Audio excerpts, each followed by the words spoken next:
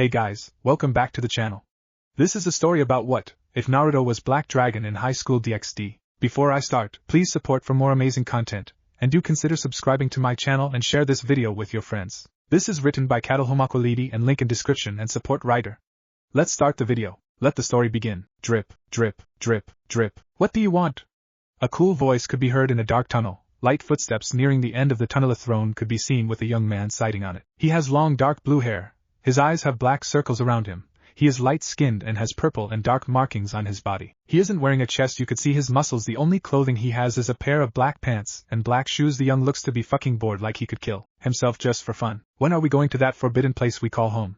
The voice sound deep and a bit rough, a voice not fitting the young man if he was a man. TSK in a few days still have a loose ends to tie up, said the cool voice. By that you mean to burn the fucking temple to the ground. The young man shakes his head. Your hate is growing to the point it could become a physical being. Those fucking monks have something I need and I ain't leaving without it, even if it means I'll have to obliterate them to reach my goal, the cool voice said with a bit of bloodlust in his tone. My hate is nothing compared to the pain I'll cause on those who fucked up. You should know that, Acknowlogia. Yes, I know that, Naruto. Better keep the end of your deal than now, Acknowlogia say. Acknowlogia the dragon said to rival Ophis and Big Red with power. No one had the power to control him, is feared by God himself, created by chaos, war, hate, pain, anger, and any other negative power. Yeah, we both benefit from the deal, so I won't fuck things up, Naruto said. Naruto has blonde style like Sting Eucliffe. He has icy blue eyes that could freeze hell. His wearing a long white shirt, on top of it is a black winter coat with white fur with skinny gray pants and black bands around his neck is a Jashin necklace. On his back is triple blade scythe, has black earrings. In total he looked like a man who could steal your girl with a single look. You can leave, I can't stand your ugly face, Acknowlogia says. Before Naruto could remark, he was pushed out of his minscape. Outside, TSK fucking overgrown lizard. Naruto opens his, looking down on the cliff he could see a temple with a statue of monk in the middle of the golden doors. Time to get my prize, said Naruto with a smirk on his face. I hope there won't be any sinners because it's Judgment Day. Jumping off the cliff with his eyes closed, falling in a peaceful manner, as he nears the ground he grabs his scythe and two black dragon wings appear on his back as he descends to the ground. Below, a few monks look up and could see a person coming looking like the Grim Reaper. Let the hell be on earth. Before they even knew it, Naruto starts cutting them down like a bunch of papers. With a crazy look on his, grabs one of the monk's head and bashes it to the ground enough to kill him quickly. One tries to cut his arm, but he spins around to avoid it while using his scythe to clean the other monks' heads around him. Your blood, it reeks. 5 bodies fall. I feel your pain, it speaks. 10 bodies fall. My body feels in heat. 20 bodies fall. So many of you enjoy the feast. 40 bodies fall. You are reaching your peak. 80 bodies fall. 1 left. Well, that was fucking Birinji. Guess the underworld will be more interesting. If not, I can just start war, said Naruto with his whole body covered in blood. Better clean up before she kills me. Phone rings. Naruto grabs his phone. Who is it? Naruto, it's been a while. Oh, hits you. What do you want, Azazel? Can't I call an old friend? Fine, I need a favor. What is it? Interesting. After that he ends the call before looking up with the bored eyes. Ko Academy, Naruto muttered under his breath as he flew away from the bloody sink. Chapter 2. This better be interesting, Acknowlogia responded as his wings shone dark purple as his partner spoke to him. Naruto smiled at that as he continued towards Japan. Albion was a good partner, and he could not have asked for a better dragon residing in his sacred gear. Naruto, do you sense that? Yeah. Naruto replied, his eyebrows raised as his head stayed looking in Japan's general direction, and a larger smirk formed on his face. Though the energy signature was weak, Naruto was certain it was Drake and the boosted gear. Looks like we finally found the red one, Acknowlogia? TSK, nothing to pique my interest, Acknowlogia responded in a bored-filled tone. His host is weak. Such a weak signature is nothing compared to mine. The only reason we found his energy source was due to erected dome. Without it we could not have found him. Such a weak energy signature we could have easily passed by without knowing it was him. I think you are getting over yourself, Naruto commented as he returned his attention to flying. Besides, he is not our rival. How could I not? Acknowlogia questioned with an amused tone. With you as my partner we could surpass all, and I can finally destroy Great and become the Black Dragon God. Releasing a sigh, Naruto kept flying, but he could not help but smirk at Acknowlogia's words of pride, though it seemed like the Black Dragon was ignoring his other statement. Over the years, Acknowlogia and him had developed a relationship built solely on pride. Naruto had allowed Acknowlogia to control his body when it was needed and allowed him to control the flow of power he would receive from the dragon. Acknowlogia in return was always giving him power that was needed and worked with him as an equal. Dragons were prideful creatures that did not bow to anything lower than their existence. But Acknowlogia had acknowledged Naruto, and thus they were equals in their partnership. It was shocking how much Acknowlogia enjoyed such a partnership. It seemed as if Naruto was a few of the humans that received his respect as well. Rias Gremory held the appearance of a beautiful young woman in her late teens with white skin, blue eyes and a buxom figure. Her most distinctive feature was her long beautiful crimson hair that reached down to her thighs, with a single strand of hair standing up, and also her hair had loose bangs covering her forehead, and side bangs framing her face. Being a Gremory, she had not been exposed to many situations in which she felt actual fear, but here she was with her peerage helpless before one of the leaders of Gregory. Her peerage consisted of many members. There was Akino her queen, Yuto her knight, Kaneko her rook, and Issei her pawn. Akino was a beautiful young woman with a voluptuous figure around the same age as Rias, with very long black hair and violet eyes. Her black hair was usually tied in a long ponytail, which reached down to her legs with 2 strands sticking out from the top and sloping backwards. With the orange ribbon keeping it in place, she had on a shrine maiden's outfit. Yuto held the appearance of handsome young man with short blonde hair, gray eyes, and a mole under his left eye. He was wearing the Ko Academy uniform without the blazer. Kaneko held an appearance of a petite girl with white hair and hazel eyes. The front of her hair had 2 long bangs going past her shoulders and several loose bangs hanging over her forehead, while her back has a short bob cut. She too was wearing the female Ko Academy uniform. Issei, the final and newest member of Rias's peerage, stood at average height with short brown hair and light brown eyes. He, like Kiba, wore the school uniform, but he had on the blazer. There were others fighting against Cabil as well. Zenobia Quarta, a young woman with chin-length blue hair with a green fringe on the right side and dark yellow eyes. She wore her church battle outfit, which consisted of black-skin tight short-sleeved unitard with pauldrons, matching her fingerless gloves and thigh-high leather boots. Dressed similarly was her partner Irina. Irina was a beautiful young woman with long chestnut hair and violet eyes. Her hair was tied back into twin tails. Their opponent was Cabil himself, a leader of Grigori. Cabil held the appearance of a young man with black hair. Unlike other fallen angels, he had pointy ears. Dressed in a black robe with accessories, it allowed his 5 pair of wings to be shown freely. Cabil was amused by those pitiful worms that were trying to oppose him. It was very amusing indeed. His plan was so close to success. All he had to do now was kill the pathetic worms standing before him now, and he could have another war. In the previous war, they could have won if it was not Azazel's intervention, but now he could start another one in which the fallen angels would win against both angel and devil. From here on out, I will start a war. I will take your heads as a gift. Even if it's only me, I will continue from where we left off. I'm going to show Sirs X and Michael that we, the fallen angels, are the ultimate beings. Cabil shouted in glee as an insane fit of laughter escaped his lips. Everyone present just looked at him in horror. Their loves were going to end here, and a war was going to break out because of the insane fallen angel. War, finally we can have war once more. Raising his arms above his head, Cabil formed a massive spear of light that dwarfed his entire figure, and in comparison he was an ant. Looks of horror all formed on everyone's face as they could only stare at the massive spear pointing towards them. Death was what waited for them. It was hopeless now to fight against something so massive in size that it could easily vaporize them by touch. Before Cabil could even launch the spear, the dome that was erected around them keeping Cabil from destroying Japan was shattered and a figure shrouded in purple light descended onto the ground. It can't be! Drake shouted in shock. What is it, Drake? Issei asked as he looked at his sacred gear in confusion. Is it that guy over there? Be careful around him, Issei. That is the host of the Black Dragon, Drake answered. It seems that the Black One's host is stronger than what I imagined him to be. Who the hell are you? Cabil shouted his question at Naruto, who had stowed away his sacred gear, and the light that once surrounded him died down, and he stood there in his regular attire. I am Naruto Namakai's. Naruto responded as he looked at Cabil with a calculative look on his face. Namakai's, isn't that the name of that bastard I had killed? Cabil asked in a mocking tone. A sneer was on his face as a laugh escaped his lips. That look on his face when he tried to save with the baby. Ha! Too bad Azazel didn't declare war when that happened, but it wasn't a waste of time. I got to see those pathetic humans desperately try to save themselves. Ha! Those feathers, Naruto murmured as his eyes widened in shock before they shifted into ones of rage. His pupils shrunk as his eyes took on a fierce look, similar to one of a dragon's. A pair of white dragon wings shot from his back and a death glare was sent at Cabil. Those hideous feathers were yours. Ha! You finally figured it out. Cabil gave another fit of maniacal laughter. Finally I can kill you and complete my list of Namakais. I'm gone. Rip your wings, Naruto shouted in rage as his wings shone with power, and he flew into the air. Cabil didn't have a chance to throw his spear as a fist connected with his jaw and sent him flying away. Destroying power from his spear, Naruto felt his power rise to new levels as he directed his gaze at Cabil, who had recovered from his punch and was glaring at Naruto with hate-filled eyes. How dare you hit you! You filthy human! Cabil shouted in rage as he flew towards Naruto, and a sword made of light appeared in his hands. Naruto didn't even bat an eyelash as he encased his arm in wind magic and grabbed hold of Cabil's blade. I am going to clip your filthy wings, you crow! Naruto yelled as he added more force to his grip on the light sword and shattered it into tiny particles of light before sending a punch at Cabil's stomach. Not relenting, Naruto formed a Rasengan in his other hand and slammed it on Cabil's back. The result of his actions sent Cabil plummeting down towards the ground. Before Cabil could reach the ground, Naruto rushed down towards him.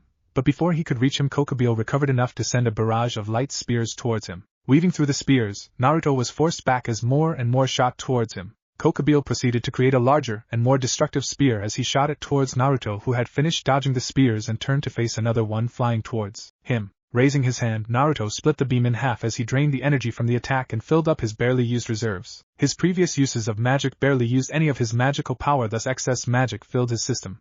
Acnologia expelled the extra magic. You got it, Acnologia responded as the destroy dividing shone brighter and black magic particles were released from his wings and they fluttered in the air around Naruto. Oh ho, it seems like you found the one with those filthy wings, partner. Why don't we show them the power of supremacy? Let us them, Acnologia, Naruto said as he crossed his arms and he was consumed by a purple light. Vanishing Dragon Balance Breaker, finish this crow and show him what true power is. Albion said with a bloodlust-filled tone as Naruto nodded his head in acknowledgement and began to change into his armor. Once the light died down, Naruto had black dragon armor formed around him with purple jewels decorating it. In this form, it boosted his speed, power, durability, and allowed him to use his power of destroy without the 10-second limit, though temporarily it was still a very useful ability that it granted him. Looking at Cabil through his helmet, Naruto channeled all the rage and frustration that he had felt towards his family's demise and charged forward. His goal was Cabil's head. Cabil was not the only one shocked by Naruto's new form. Issei and the others were as well. To see a completed balance breaker was shocking enough as it was the forbidden stage that all sacred gears possessed. But to seeing it used was not as shocking, but the power that was emitted during the transformation was what brought out their shock. Issei was most shocked out of them all. His destined rival was able to achieve something that he could not even muster at his condition now. What else was Naruto Uzumaki capable of? Prepare yourself, Cabil. Naruto responded as he rushed forward, but Cabil had already planned a way of attack as another barrage of light spears flew towards him. Vanishing from the position he was once situated, Naruto appeared before Cabil with a raised fist and slammed it against his face. Following up his former attack, Naruto punched Cabil once more with his other fist. Cabil retaliated with a punch of his own, but Naruto caught it before it could reach his face and began crushing his hand. Screaming in pain, Cabil formed a light sword in his free hand and sent it towards Naruto, who caught it with his other hand. Adding pressure to both hands, Naruto heard the familiar sounds of bones being crushed as Cabil's screams gotten louder, and his blade shattered into tiny shards of light-based magic. Clenching his fist, Naruto punched Cabil back once more. This time Cabil was prepared for this as he drew a blade and went to stab him. Releasing his hold of Cabil, Naruto leaned back and allowed the blade to come forward. Luckily enough, he was able to dodge fast enough for the blade to reach its limited range, and stop a little ways before reaching him. But that did not stop Cabil as a kick was planted against his chest and Naruto was pushed backwards for a good distance before he recovered and charged at Cabil. Like his previous attempts to charge him headfirst, he was met with another barrage of light spears. This time Naruto did not bother to dodge them as he took the attacks head-on, but they did not even touch him as multiple magic circles appeared where the light spears were supposed to hit. Using the magic he was collecting from the light spears, Naruto compressed the collected magic into a wave of lightning that shot out from his body and moved towards Cabil, who was busy preparing another massive spear of light. This time he succeeded in its creation and used as Cabil threw it straight at Naruto, who raised his hand, destroy. The familiar sensation of his magic coursing through his entire body was felt once again as Naruto raised his hand and a basketball-sized sphere of purple magic formed in his palm, and soon wind began swirling around it, and the sphere turned into a large Fuma shuriken with the sphere in the middle. This was his Raisin Shuriken. A buzzing sound was emitting from his technique. Throwing the deadly technique forward, it flew straight for Cabil. Cabil merely leaned to the right, avoiding Naruto's Raisin Shuriken, but he did not expect it to expand and a massive dome of wind blades consumed him entirely. The only two ways for Naruto to use his Raisin Shuriken was through Senjutsu, and when he donned his scale mail, having some sort of protection against the blades of wind that formed around the Rasengan, allowed him to use that technique to its fullest. If he had used it without Senjutsu or his scale mail, his hand would have been easily gone from his body as the wind blades were too close and could easily damage him. Such an attack was powerful. It damaged people caught in its radius was at a cellular level, easily damaging nerves and possibly the ones caught in its range's ability to use magic. Once Cabil was seen again, his dome of wind blades had vanished, leaving behind a heavily damaged Cabil. Though Cabil could barely keep himself in the air, he was not willing to let the blonde win. He needed this war to prove his dominance. Panting heavily, Cabil could not even retaliate when Naruto appeared behind him and grabbed hold of his wings. Looking at Naruto in shock and fear, Cabil did not have time to do anything as both his wings were ripped from his back and his feathers scattered into the wind. Cabil screamed in pain as he was dropped from the sky and plummeted towards the earth. Without his wings, falling from such a height would ensure death, especially being damaged by Naruto like that. Cabil was caught just before he touched the ground and Naruto simply shouldered Cabil's heavily damaged body and prepared to fly off. Are you going to ignore me, Black One? Drake asked from Issei's boosted Heia. Naruto turned to face him and Acnologia decided to respond. TSK, you are not worthy of my interest, Red One. Your host is too weak at the moment, and I don't think my host would like to fight someone so weak. No other words were exchanged as Naruto took off into the air with Cabil in hand, leaving behind a group of shocked, confused devils and a pissed of dragon. That technique of yours sure packs and punch. Azazel commented as he whistled in awe as he saw the battered Cabil. Those little wind blades are quite nasty, aren't they? It was the perfect place to test the raisin shuriken. Naruto replied as he released a sigh of boredom. Having made it back to the base with Cabil, Naruto was now relaxing at home with Azazel there snacking as usual. And I did not expect it to do so much damage. Now that it's completed, I have another attack added to my arsenal. Don't you think that's a bit of an overkill? Azazel asked as he munched on a meat bun. Besides, your destroy dividing is already dangerous enough. What is the point of making another technique that you would hardly use? You know my rival dragon is something not play with. One wrong move and dead. Naruto responded with a wave of his hand, taking a drink of wine. Azazel was silent for some time before asking in a serious tone, did you do that to Cabil because of what he did to your father? How did you? That's not important at the moment, Naruto. Did you or did you not? Yes, I do admit I nearly lost control of myself. Naruto finally replied as he released another sigh. If I really did want to make Cabil suffer, I would have unleashed Juggernaut Drive. The Raisin Shuriken was merely for a test of its true power. To make him suffer for what he did, I would have used the true power of Acnologia, the true power of the Black Dragon Emperor. Let the story begin. Who is he? The boosted gear and the dividing is a true power by a dragon. The boosted gear multiplied the user's power and gave it away. The dividing divides the enemy's power and absorbs it for the user. Their dragon spirits residing in each sacred gear were no exception either. Drake the Welsh Dragon, Albion the Vanishing Dragon, and Acnologia the Shadow Dragon. The destroy dividing destroys the enemy's power and absorbs it for the user, or it can reflect the power. Welsh Dragon and Vanishing Dragon emperors in their own right with opposite sets of abilities that fought for dominance over the other. It seemed what they said about opposites was true. They did attract, but not in the way people thought. For centuries both dragons fought. Through their hosts they continued their battle, supremacy versus domination. An endless battle that stretched since the dawn of time itself. Except for the Shadow Dragon, he was different. As he fought he grew stronger. Every he chose was stronger than last. If he the host was weak, his body would disappear like the dust in the wind. The Black Dragon grew too strong for the other dragons, so he set a goal for himself to defeat Great Red. You cannot tame the rage within you with this stage power, Acnologia said as he reprimanded his partner for his stubbornness. Adding another source of energy to control will only kill you or worse, but go ahead, I won't stop. TSK. If I can get it to work, then our power could increase to the level over normal gods, then we will be able to kill him, Naruto responded as he panted softly. His body was covered in blood from his constant training sessions. Though tired and his body hurt, Naruto pushed on and willed himself to continue. Besides, if I die I am taking you with me. That stubbornness is going to be the end of you, Naruto. Acnologia replied with a sigh. Then again, with this power we'll be able to kill all those beings that call themselves gods. I am glad we are on the same page, Naruto said in a dry chuckle. His face matched his tone quite well. Narut released a tired sigh and began channeling dark magic with his devil magic around him once more. Determination which was filled with hate and anger for what had happened to his clan. I'll avenge my clan. 3 hours later. My body hurts, it's screaming with agony, Naruto said in a broken tone as his wounds suffered from his previous training session were being bandaged by Kaguya. Wait, what? Yes, Kaguya Itsuki, the most powerful woman in the Narutoverse, and Aslo, she has the power to go on pair with Surzex. Lucifer, she is also Naruto's queen and future waifu. Might be wondering how. It is simple. When Naruto figured out he was devil, he gained greed, lust, pride and wrath, so a super being needs a super. Kaguya healed. His wounds were so severe that they seemed unlikely to be caused from a mere training session. Naruto had been through worse, and all it took was a few days of rest and his body would have healed, and then his training could continue. You know, for some combat genius you seem to get damaged more than deliver, Kaguya spoke up suddenly. Seeing the annoyed expression that Naruto sent him, Kaguya decided to continue. Azazel said to meet him at the base when your training session was over. Fine, Naruto replied as he sat up from his seated position on the couch, and winced slightly as pain erupted from his bandaged wounds. Do you know why Azazel wanted to see me for? Kaguya shook his head in response as Naruto nodded in acceptance, and stood up and pulled Kaguya in his arms, bringing his hand cupping her cheek. Kaguya was surprised by this, and you could see a heavy blush on her face seeing the intense gaze Naruto was giving. Before she knew, Naruto leaned forward and captured her lips. With passion which was filled with love, not wasting any second of it, she returned the kiss full force. I love you, Naruto said. I love you too was Kaguya's reply, her face still lost in those eyes blue looking deep in her soul which were filled with love, something she never received very much, and that's why she loves him equally. They'll be going, no, Naruto said as he left, not waiting for a reply. Naruto-kun, it is great to see you again, Azazel said with his usual smile, beaming towards Naruto. I am glad you had taken care of Cabil before he could have started a war between the three factions. You did well. Whatever it is better than going fishing with you, Naruto replied with a smirk of his own, though he wished he had killed Cabil, but it was no issue as he had done what had been ordered of him. But I fear Cabil was able to speak of our Lord's fate before you could reach Ko on time, Azazel said as his smile dropped a little before he turned to face Naruto, who seemed to have been not be shocked by the news he had just delivered. And also you are talk of the underworld, Azazel said with a cheerful tone, his eye gleaming with amusement. Naruto accepted the answer, not that he cared about his secret. He gave Azazel his attention once more. Azazel, seeing that, took it as a sign to continue. But that is not the reason I have brought you here.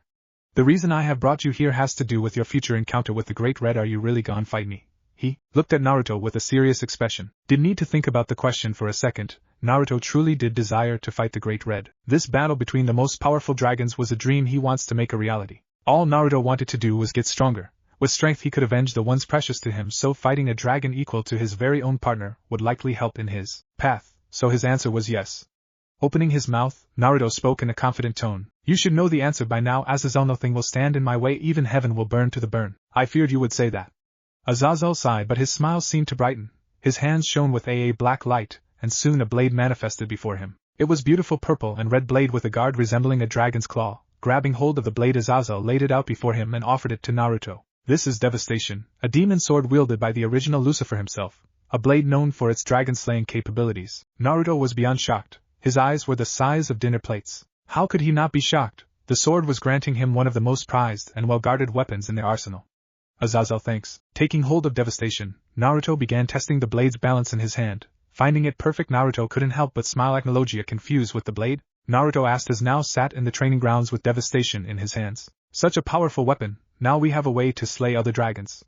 Acnologia commented as he thought about his partner's question. Naruto waited patiently for his dragon to answer his question. My, with this sword we can kill that red stain in the dimensional gap. Just hold the sword with your two hands, give it my power. Naruto nodded as he held Devastation with his two hands, focusing on it. Only after a while the sword began to turn black before it sank into his body. Currently your body is above Satan level and your magic reserves are massive. I would have to you are capable of having infinite power, Acnologia replied. With Devastation in our arsenal, we can double our energy intake and use the blade as high excess magic power. That would increase our performance and power output in battle by a dramatic level, Naruto mused. Though he was a genius in combat, having the mental fortitude to think of plans on the spot. Morning. Issei was walking towards Ko Academy as he moved ahead without Asia. Earlier, both Issei and Asia learned that Rias had something important to do for the meeting of the three faction leaders. Issei was surprised, yesterday at dusk, to learn about where it was going to take place.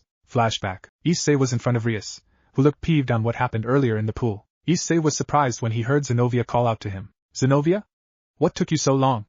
Issei questioned the former exorcist. Zenobia plainly answered, I've never worn a swimsuit before. It took me a while to put it on. Where she looked down at her two-piece suit. Do I look weird? She asked. You've never worn one? Is it because you're from the church? The brunette boy asked back. I was never interested in recreational activities like these. Zenobia replied. It still took way too long though. Issei muttered back. You're right about that. The truth of it is that I took some time to think about some things. Zenobia said. Issei was curious about what she was thinking about.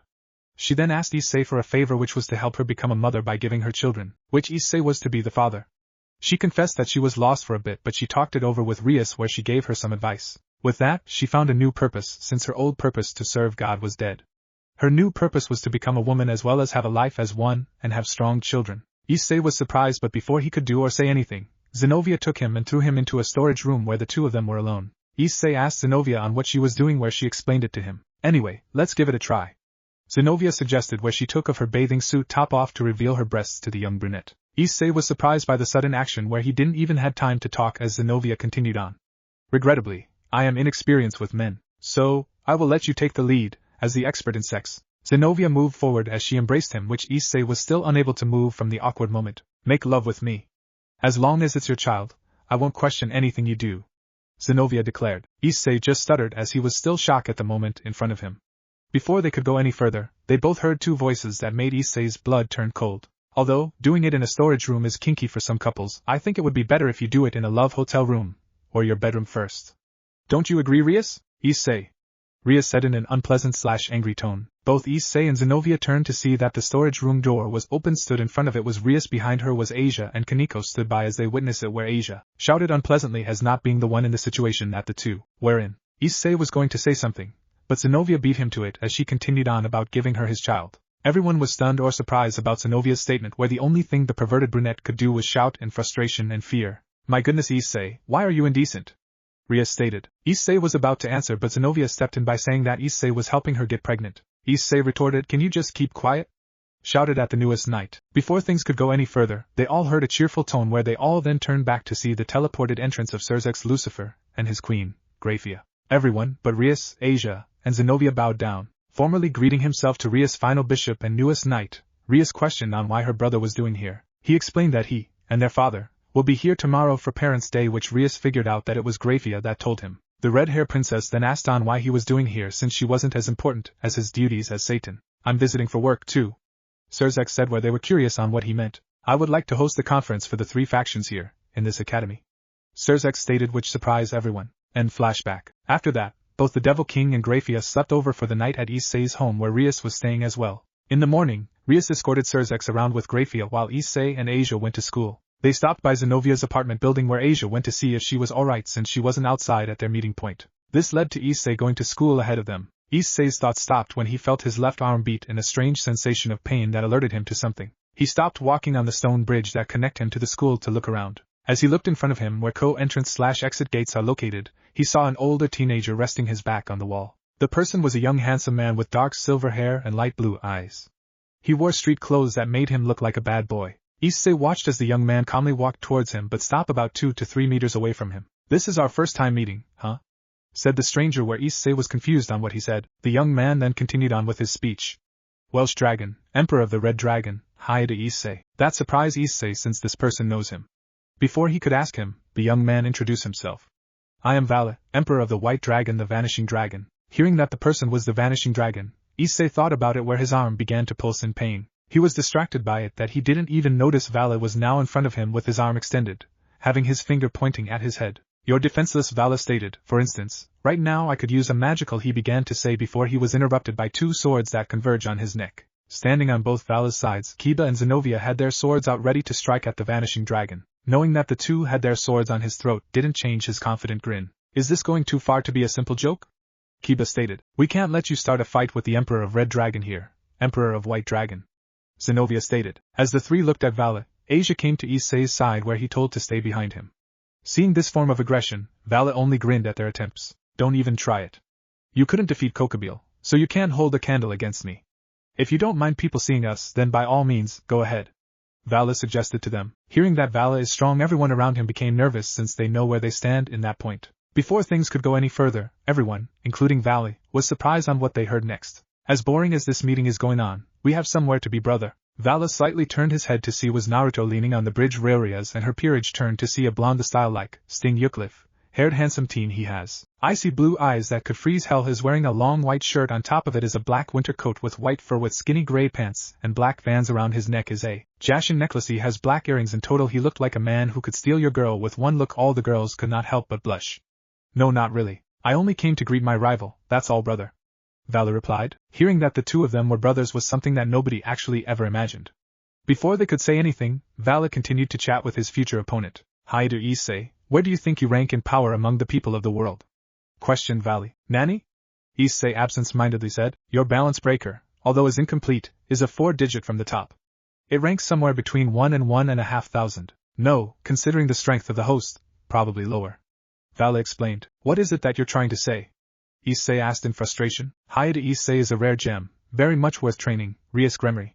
Vali stated. Issei turned back to see that Rias was behind them with Akino and Kaneko right next to her. Rias walked up to him where she asked on why the Vanishing Dragon was here, where she was curious about his arrival and also his so-called brother, who by the way looked amused by the situation. In the past, the Welsh Dragon and Vanishing Dragon, the red and white, have caused all they meet to lead miserable lives. How are things working out for you? He smugly asked the Crimson Hair King. Wait, who is he? What do you mean he is your brother? Is he a fallen angel or what? Shouted Issei as he pointed at Naruto. Even the peerage was curious, not sensing him when he arrived. Did you forget me already, Red One? Naruto asked with a playful tone in his voice. Seeing Issei glaring, he decided not be an ass. I am Naruto Namakai, is also known as the Shadow Dragon, or you can call me the Black Dragon Emperor. Issei was shocked seeing another Dragon Emperor. He did not forget the battle between him and Cabil was not the only. Shocked Rias, Kaneko and the rest were now shacking, seeing 2 powerhouses together. Naruto seeing the tension gleams with excitement. But do not worry about me, I am just here. Back a piece of trash I lost, Naruto stated and chuckled seeing Vali giving him a death glare. I'm not here to fight today, Vali said as he started to walk away from them. I have a lot of things to attend to, Vali explained before he stopped and looked back at Naruto. By the way, just to let your roommate know, I'm passing a message to you from Azazel. He isn't coming today considering the situation they are in, Vali stated. I see, better be going, Naruto bidding farewell. Same to you, brother, Vali replied as he continued on his way. Once Vali was gone, everyone breathed a sigh of relief, but the troubling moment still remained. Naruto just sighed, saying that his older brother is always like this, even when they were little. Naruto could see that Rias and Akino were gazing at him with questionable looks on their faces. What are you still doing? Rice asked, still feeling a dread in his stomach. I am just here to give my little dragon brother advice, Naruto stated before he looked Issei dead in the eyes. Issei could not help but flinch at those powerful eyes. Red dragon. Emperor with a devil from the Gremry worth 8 pawns. Naruto mused to himself. I hope you better than the last time, Red One, because your fight with your rival might lead to your death at the moment. Hearing that, peerage could not help but feel dread in their stomach become worse. Naruto decided with a few last words. Do not forget what I told you. After that he vanished from their view. Although he won't say it out loud, even Naruto was worrying about his little brother. The Eye of Blacklight next Deco Academy. Gasper is currently reside and saw that Issei is training Gasper in controlling his abilities. From what he is seeing, Gasper managed to make some progress, as he saw he managed to stop the time of the ball, and it is now floating in midair. Not far from them, Asia is also cheering for Gasper. Kaneko is standing at the distance, eating a pack of chips. Good job, Gasper. If you keep it up, then our dream will become a reality in no time. Encouraged Issei and gained a pervert grin on his face. What dream Issei-san is talking about, Gasper-kun? Wondered Asia curiously. Hi, his dream is for me to freeze all whom Gasper began to tell Asia cheerfully. However, before that Issei quickly covered his mouth with his palm and interrupted. Ahaha.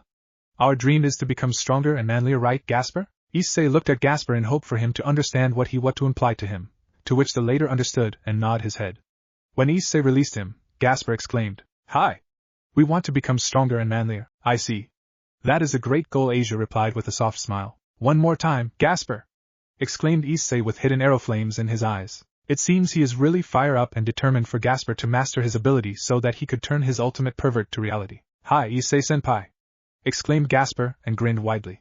Issei threw the ball at Gasper only for Gasper to freeze his right arm. Kaneko's sweat dropped at their stupid failure. Elsewhere, Azazel is looking down at the sight below him in bore. He is sitting on top of a bridge and looking how the cars are moving back and forth. Suddenly he said while looking forward, such a wonderful sight, right? He is addressing to the two young men that are standing behind him, with the one with his hands in his pockets. Said young man is looking boredly at Azazel's back while the other is leaning on the railing with his eyes closed. You came here just to sightseeing, Azazel? Naruto asked without bothering to open his eyes. Azazel turned back with a grin and waved his hand in dismiss. Ma, what's wrong to enjoy sightseeing, eh? Vala sighed and said seriously. Enough with that goofy attitude. But should we really be present at the summit? Of course.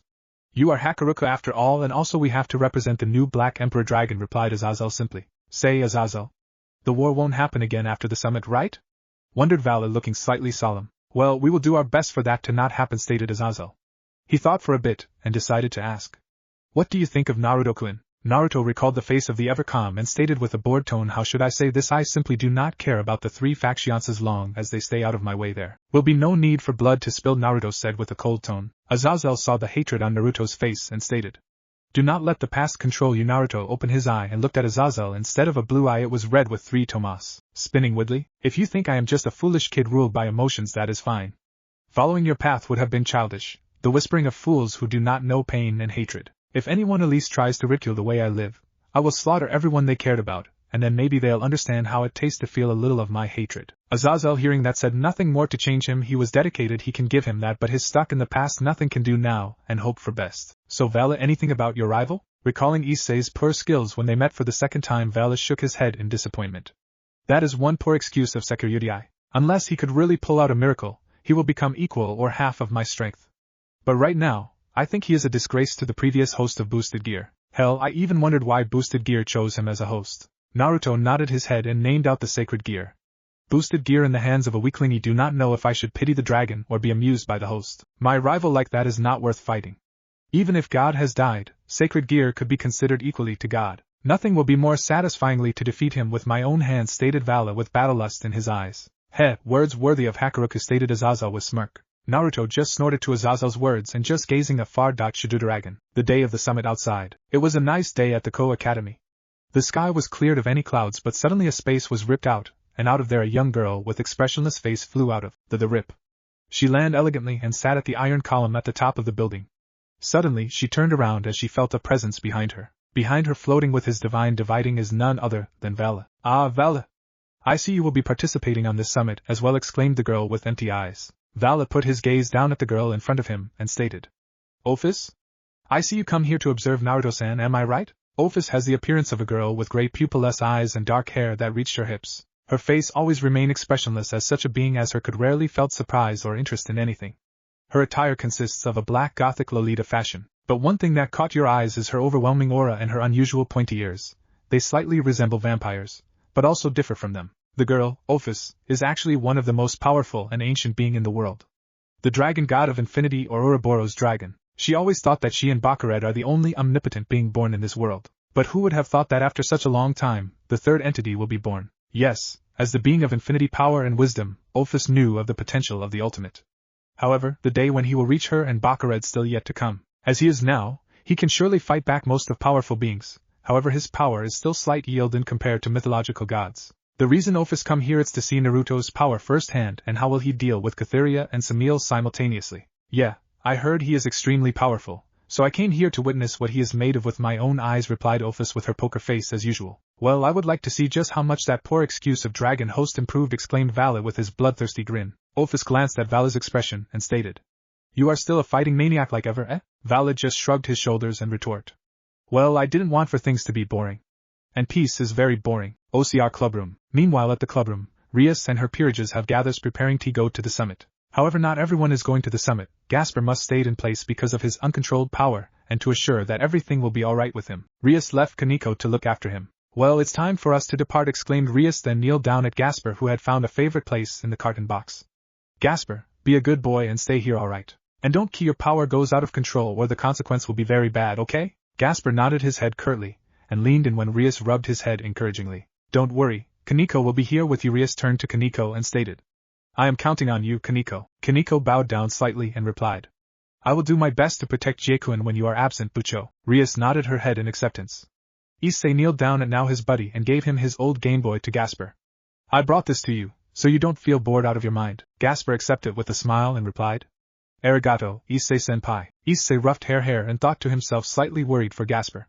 Even with Kaneko by his side, I am still feeling worry for Gasper. Kaneko brought a box of snacks and put down at the table. "And I brought lots of snacks for you." Issei clutched his fist slowly and felt that he indeed become much stronger than he was before. He would have said thank you to Naruto if he was good terms with him, but he wasn't. He knew well enough that preparing him for his fight with Vali is only part of the reason. So what is going in that bastard mind? Meeting room. Rias knocked the door and asked a permission to enter. When permission was granted, she and the other could saw the leaders of all three factions were already there. Additional, she could saw Sona and Tsubaki present there. From the underworld, Serzex Lucifer and Seraphal Leviathan represented the devil's side. Graphia Lucifuge also was present there as a guardian. Seraphal sneak a look at Naruto with the corner of her eyes, and of course, Rias, Akino and Zenobia trying to be as calm as they could. Seraphal was far too straightforward. From the heaven, Michael represented the angel's side. But not far behind him stood one very familiar figure to Rias' peerage, especially Zenobia. Yes, it was none other than Irina Shiru. She actually came here to find out about why Zenobia betrayed them, and what actually happened after she was sent away to the hospital. For some reason, no one told her anything about that. But she still managed to find out about God's death, and certainly she was depressed and devastated as well as shocked at the news. But she slowly overcome her depressing mood and come here for the summit. She knew that she will find all her answers after this summit, as she will have a chance to ask Naruto directly about what happened during Cabil incident. From the Grigori, Azazel represented the side of fallen angel. And not far from him stood Vali with crossed arms, leaned back at the wall behind, and next to him was Naruto wearing a long black shirt showing off his fully developed muscles, and was also wearing a pair of ripped jeans with black sneakers. Issei locked eyes with Vali and both narrowed their eyes. "This is my sister and her peerage. Now we could start this summit," said Serzex, and interlaced his fingers in front his face. "Okay, now let's start the meeting," proposed Azazel with a grin. Scene change. Rias and Sona read their report about an accident with Cabil informing the leaders of three factions. When they finished their report, Rias stated, "Everything in this report is truth and only truth." "That I swear." All the leaders nodded their head in acceptance. Rias and Sona stepped back, though Seraphal decided to thank them. "Arigato, Rias, Sona-chan." Sona flushed a bit at seeing her sister's mature side and stepped back with Rias. "And now I would like to ask the person that single-handedly defeat one of the leader of Grigori." Michael looked Naruto with his usual kind look. "Just how long were you aware of the existence of Black Dragon? And why decided to reveal it now?" "I am afraid the answer why he decided to reveal his existence should be addressed to me, Azazel, but in looking at the leader of angels, I was the one that ordered for Naruto to reveal his status. Because I felt that somehow sooner or later you will find out about him." "But why did you decide to hide such a powerhouse from us?" Azazel wondered Serzex curiously. "Even if the war has ended, I did really trust angels or devils. I know that Naruto-kun could take care of himself. However, judging by Naruto-kun's status, he will be targeted by other factions as well. As such I decided to hide Naruto's identity till he really could stand by himself, explained Surzex. Were you aware that Naruto-san was the Black Dragon when you picked him up, Azazel-san? Asked Michael, turning to Crimson Satan. Of course not, Michael-kun. When I find that I was shocked myself at how unpredictable Naruto-kun is, chuckled Azazel and glanced at Naruto. The question though, Azazel-san, why Cabil decided to start a war? Asked Surzex, calmly meeting gaze with Azazel. Azazel took a breath and replied. He did that without my permission or without my notice. That prick was always a warmonger. He seemed to be frustrated that the previous war ended by the peace treaty. He believed that if it will continue that our side will win. Sigh, what a brainless lunatic. Azazel rubbed his temples lightly. Still, he was one of your men. You shouldn't have letting him take free action so carelessly, retort Michael. However, Azazel just turned a knowing gaze at Michael. Well, that's actually logical. However, we all came here to sign a treaty, right? Then let's sign it quickly, replied Azazel with a nod of his own. Surzex suddenly gained a strange mischievous grin that unnerves Naruto. Well, if you wanted to sign that treaty so bad, Azazel-san, then I may as well sign it for you. But I have one interesting proposition that I've already offered Odin-sama from Asgard and hope to gain an alliance with Asgard as well. Vala glanced at Naruto in amusement and curiosity. When he saw Naruto clench his jaws, he did not expect that the leaders of 3 factions will strengthen the alliance with Asgard. He didn't know should he pity him or feel excited. Before we sign this treaty, I'd like to know the opinion of the ones that indirectly involve with 3 factions, requested Azazel, then looked at Issei, Sekiryutai, and pointed his big finger behind. Hakuruka then glanced at Naruto. And of course Naruto-kun, the Shidutaragan, what do you guys think about the treaty? I don't mind. As long as there is a worthy opponent for me, Vala replied carelessly, and slightly glancing at Naruto with excitement in his eyes. Che, even without the war, there are dozens of worthy opponent for you, Vala responded Azazel with a shrug. Oh, but I don't think so, retorted Vala with a bloodthirsty smirk. Then what about you, Sekiryutai? Asked Azazel, turning his gaze to the pervert pawn. Issei saw his gaze direct at him, and felt slightly nervous. Well, I don't know. It's difficult to answer such a serious question right away for me. Seeing Issei's hesitation, Azazel decided to add. What is here to hesitate? I heard you want a harem. Could you imagine having a harem consists of girls from different factions? As if to imply what he wanted to say, Issei's eyes started to shine brightly, and he began to drool at the fantasy. So succumbing to his libido, Issei nodded and shouted. Yes, I am for peace. Peace is the best. Rias and Akino actually covered their face from embarrassment, while Naruto sighed at Issei's pervert antics. Sona glanced disapprovingly at Issei. Surzex and Azazel laughed hard at his reply. Then what about you? Asked Michael, turning his gaze to the Black Dragon. Naruto turned his icy gaze at Michael, crossed his arms, and stated. That's fine. I do not have any interest in this PC as long as no one dares to keep me from having my revenge, Naruto said coolly. Some of the people in room felt unnerved by the statement. What is this revenge of yours, Naruto-san? Michael asked, looking at the young blonde teen. Killing those who betrayed my clan, Naruto said with his eyes showing no emotion. Then it settles then.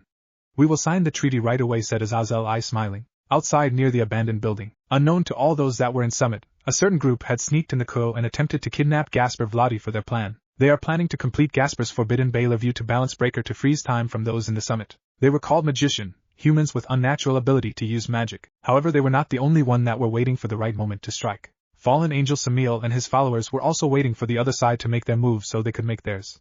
Their goal is simple. To kill Naruto. Prepare yourself. Namakai's today is the last day that you will draw a breath, said Samil with his voice full of hair. The wind around him began to pick up and blow harshly. 10 wings behind his back. Let's start the story. Abandoned building, Gasper's room. While Gasper is carelessly playing his Game Boy given by Issei, Kaneko felt an uneasy feeling creeping to them. Being a Nekasha, Kaneko was very sensitive to dangerous situations. And right now, she is looking out of the window to check out the situation outside. Kaneko widened her eyes a bit, seeing some foreign figures floating on magic circle and preparing to invade this place. In this entire building, only her and Gasper resided. That means their target is either her or Gasper. They sure picked a convenient moment to appear. That also means that they were aware of the 3 factions summit. Hurriedly, Kaneko picked up the carton box which Gasper was currently sitting in. Gasper felt himself being raised up and looked down at Kaneko questionably. Is something wrong, Kaneko-chan? Kaneko didn't reply back but stared expressionlessly at the door. And that moment the door was burst out, revealing several figures with black robes with hoods covering their faces. The hood has the imprint of an eye on it. What do you guys need? Asked Kaneko calmly and put the carton with Gasper on her shoulder. With Rook's strength, she could carry him without problem. TCH, there is still a rat here, eh? Never mind that. Hand over that vampire to us now, Chibi, demanded the figure standing in the center. Nope, replied Kaneko simply and began to run away quickly. Don't let her escape, ordered the magician in the center. The rest nodded their heads and began to shoot beans from the center eye on the hood. Kaneko tried her best to escape, but the enemies outnumber her and also using long-range magic attacks. She needs to protect Gasper and defend against the attacks at the same time, which proved really difficult to her. Kaneko is a close-range combat fighter. Facing against multiply long-range fighters clearly put her in huge disadvantage. In the end, both she and Gasper were captured with minor injuries due to enemies' attacks. Gomen, I've failed you, Rias-Bucho. Everyone, that was Kaneko's last thought before she knocked unconscious. Back to the summit. The three leaders of their factions have successfully signed the treaty. Everyone sighed in relief, as due to this treaty there will be no conflicts between them anymore. Naruto was trying to come to terms with the fact that the Asgard was part of the treaty. He will be betrothed with this information. Oh well, nothing goes according to plan. Maybe they will understand. If not, Naruto mentally smirk with his dark thoughts. Well, now that the treaty is signed, I propose to celebrate it. Proposed Azazel with a wide grin. Vali behind him just turned his gaze out of the window. Outside, he saw the floating figure of Ophis, which is waving at him. Ophis allowed only Vali to sense her presence. That's why the others couldn't feel her. Yash! I propose a bikini party at the pool in Bucho's house. However, all girls must be topless. Proposed Issei enthusiastically with a pervert grin on his face. Blood began to pour from his nose. Azazel laughed out loud at Issei's proposal. The rest chuckled at the idea, minus Rias, Grafia, and Sona. But they also admit the idea is not that bad. Now, Issei, calm down. Or else you will die from blood loss. Rias shook his head and approached him. However, the moment she touched him, something strange happened. Everybody within the room was frozen except Mouse, Naruto, Grafia, Michael, Azazel, holy sword wielders, 2 heavenly dragons, and herself. What happened? Wondered Issei in shock. It seems time was stopped by someone, deduced Cerzex with narrowed eyes. But it didn't work on us.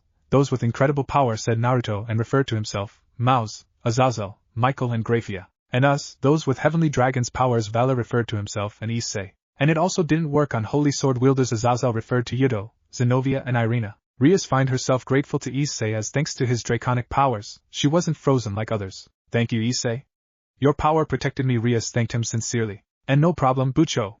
Issei felt himself flush a bit being praised by his Bucho. Suddenly they heard a strange sound and looked outside to see that there was a huge teleportation portal above them in the sky. Out of the portal, dozens of magicians descended and shoot magic beams, annihilating the soldiers of all 3 factions. A huge teleportation portal was casted above us, muttered Cerzex earnestly. But who are they?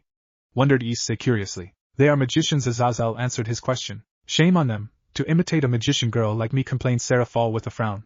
She reversed back to her childish personality. But who could do something like this? Wondered Michael, gazing out of the window, seeing his force being destroyed by magicians little by little. It's possibly the power of that vampire. They power it up and complete it to the level of balance breaker, assumed Azazel. This is Gasper's power? Asked Issei incredulously.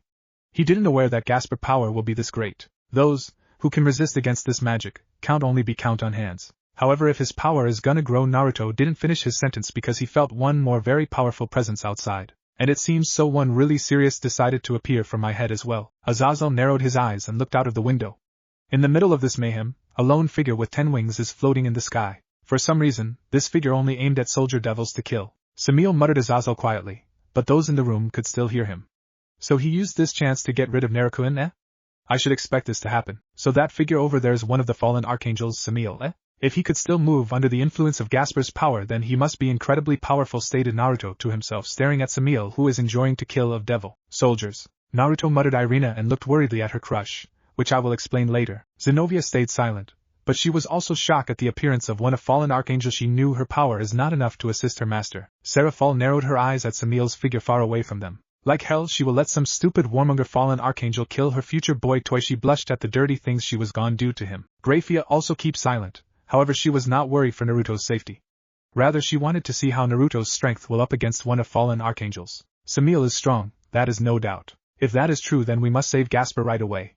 He is from my peerage, and is a member of my family. I will go rescue him, and Ai-sama, requested Rias determinedly. Members of her peerage were taken hostage. That's such a disgrace to her family. But how? Someone casted a nullifying magic to teleportation. Our teleportation magic is useless now, wondered Cerzex, glaring outside, seeing his force being eliminated while he is helpless to help them here. In the abandoned building, I have a rook piece that haven't used yet, explained Rias, looking at her brother. I see. You want to use castling move, eh? Cerzex understood what his sister planned to do. Rias nodded her head for confirmation. Castling move? Wondered Issei confusedly. It's a special move in chess that exchanges the position of king and rook, explained Hyoto. If we use your powers, then we could transfer one more person with her, Cerzex-sama, added Grafia, that was standing behind Cerzex. Naruto looked outside the window and stated. Someone is eager to see me. I can't disappoint him now, right? Naruto clearly indicates the figure of Samil, who is killing the devil soldiers with great satisfaction. Irina looked in concern at Naruto and said, "Be careful there, Naruto. Please, when I return I wanted to see you in one piece." When everyone heard the concern for the young teen from the Exocrist was shocked except for Azazel and Makai. Vali looked at Naruto and then Irina. Something was going between them, but he just let it go for now. Naruto smiled at her and replied, "What are you talking about? I don't plan to die anytime soon. Even if my opponent is a crow, I have no intention to lose to him. Take care of my sister, Issei-kun," requested Ceria, looking at Issei. "I will protect her with my life," exclaimed Issei and stabbed his fist to his chest like making a vow. "It's time to test how much stronger he has become. If taking back that half-vampire is so difficult to you, then maybe I will do that for you instead," proposed Vali arrogantly. "Team!" shouted Issei and gritted his teeth in silent anger. "Try to read the situation, Vali. We are here for peace." After all, Azazel intervened as he didn't need for Issei and Vali picked a fight this moment. "Fine, it's just that I don't like to do nothing." "That's too boring," replied Vali carelessly and shrugged his shoulder. "Then go outside and entertain our guests a bit," proposed Azazel with a smirk. "Seeing Hakuroku all of a sudden will sure cause some panics in their rank." "Okay. Better than sitting in one place and do nothing," Vali replied back with a shrug and activate his divine dividing and flew outside. Vali flew up high with a smirk on his face as he attracted enemies' attention to him. He stood in a pose and shouted, "Balance break." Slowly his body was covered by blue shining orbs in the area of knees, wrists and chest. And then scale mail of Vanishing Dragon appeared on his body. "Vanishing Dragon Balance Breaker!"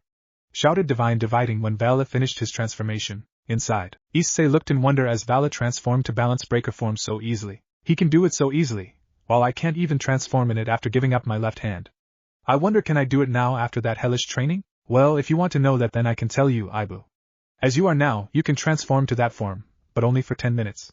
That's your limit for now. Despite those hellish training, physically you aren't ready yet to reach the complete form yet," informed Drake, which caused Issei to sigh either in relief or in disappointment. Either way, if he could somehow defeat Vali in 10 minutes, then his training will be paid off. Outside, Vali waited for the enemies to attack him, and wasn't disappointed. The moment Vali transformed, magicians began to assault him with beams. However, Vali deflected them all with a defense magic of his own. To counterattack them, he created a white ball of energy, and swings it to release it. As a result, all the magicians that were in the radius of the attack were demolished. However, because the summoning circle was still there, enemies continued to descend from it. Inside, seeing how easily Vali annihilates the enemies made Issei widen his eyes on awe and a bit of fright. "Wow! He is extremely powerful. To destroy so many enemies with a single attack like that," muttered Issei. "Yeah, but his power has a sense of dangerous in it," commented Novia, who was observing as well. Outside, Samil saw the appearance of Hakuroku. However, he is waiting for that blasphemy to appear to eradicate him with his own hand. He knew that someone like Naruto won't ever run away from a fight. That's why he is patiently waiting for Naruto to confront him himself. His forces has finally finished the annihilation of devil soldiers. Currently they are waiting for his commands and were on standby. Come out, the blasphemy, you can't expect for me to wait for you here forever," muttered Samil with an evil grin. Inside, Naruto turned his gaze away from Vali and began to float while said, "I am gonna greet my prey Azazel, keep Irina safe, one scratch on her your head is won the line." And with that, Naruto flew straight to the direction where Samil is currently located. Irina raised her hand and attempted to say something, but Naruto was already gone. She feels incredibly worried for him at this moment. After all, one of fallen archangels has come for his life. Even if he has 10 wings like Cabil, Samil was far stronger than him. In fact, his strength was inferior only to 4 great archangel. Irina felt a hand was put gently on her shoulder and looked at it. The owner of that hand was Michael. "Naruto will be okay. We need to stay focused on the situation will become worse," Irina stated at Michael for a minute, then nodded her head in agreement.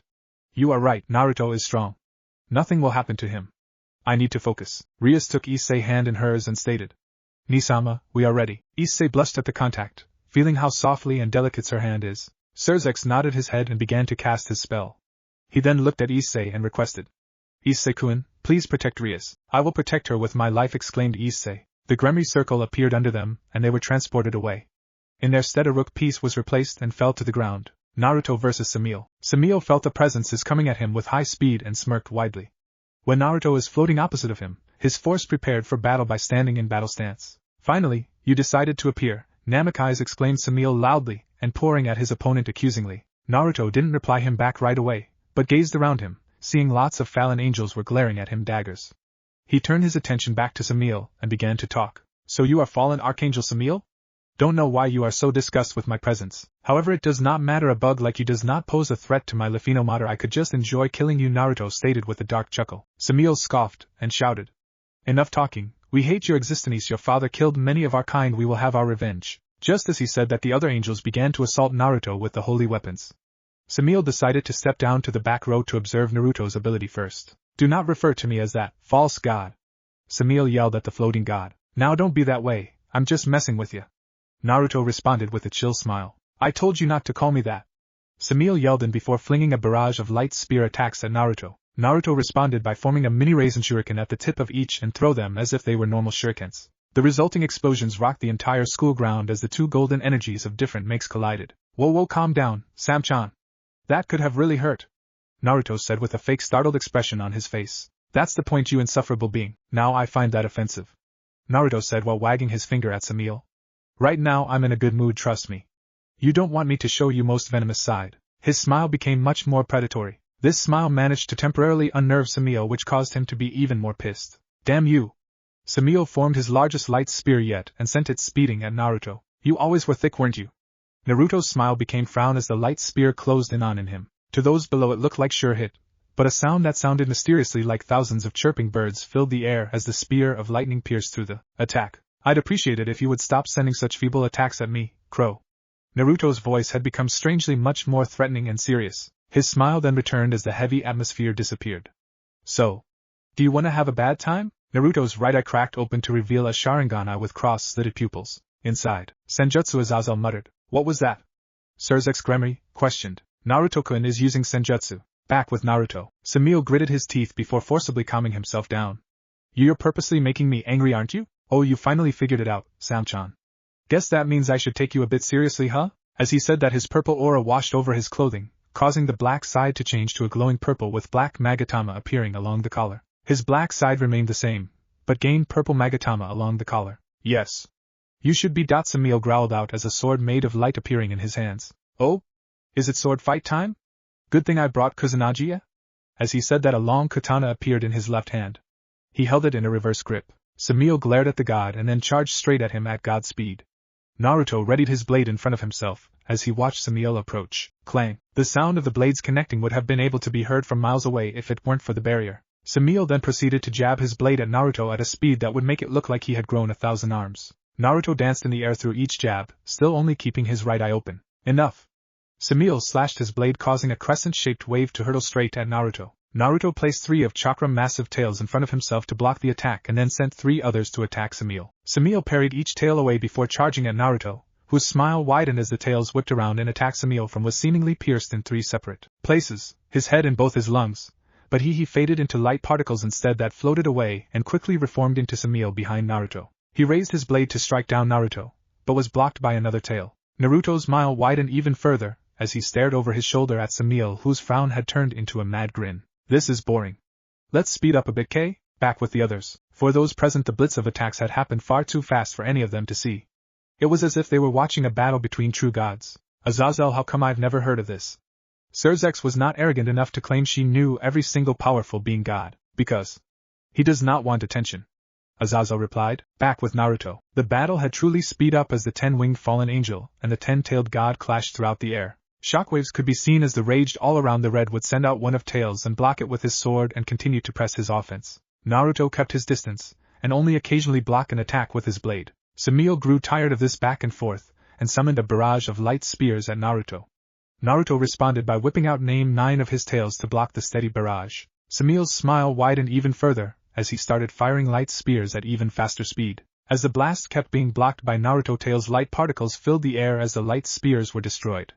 These light particles gathered up and formed 3 new Samil. Block this! All 4 called out as the 3 Samils gathered around Naruto and formed large light spears. They each chucked the large spears in hopes of finishing Naruto off. Gladly, Naruto crossed his fingers and in a poof of smoke 5 clones appeared around Naruto.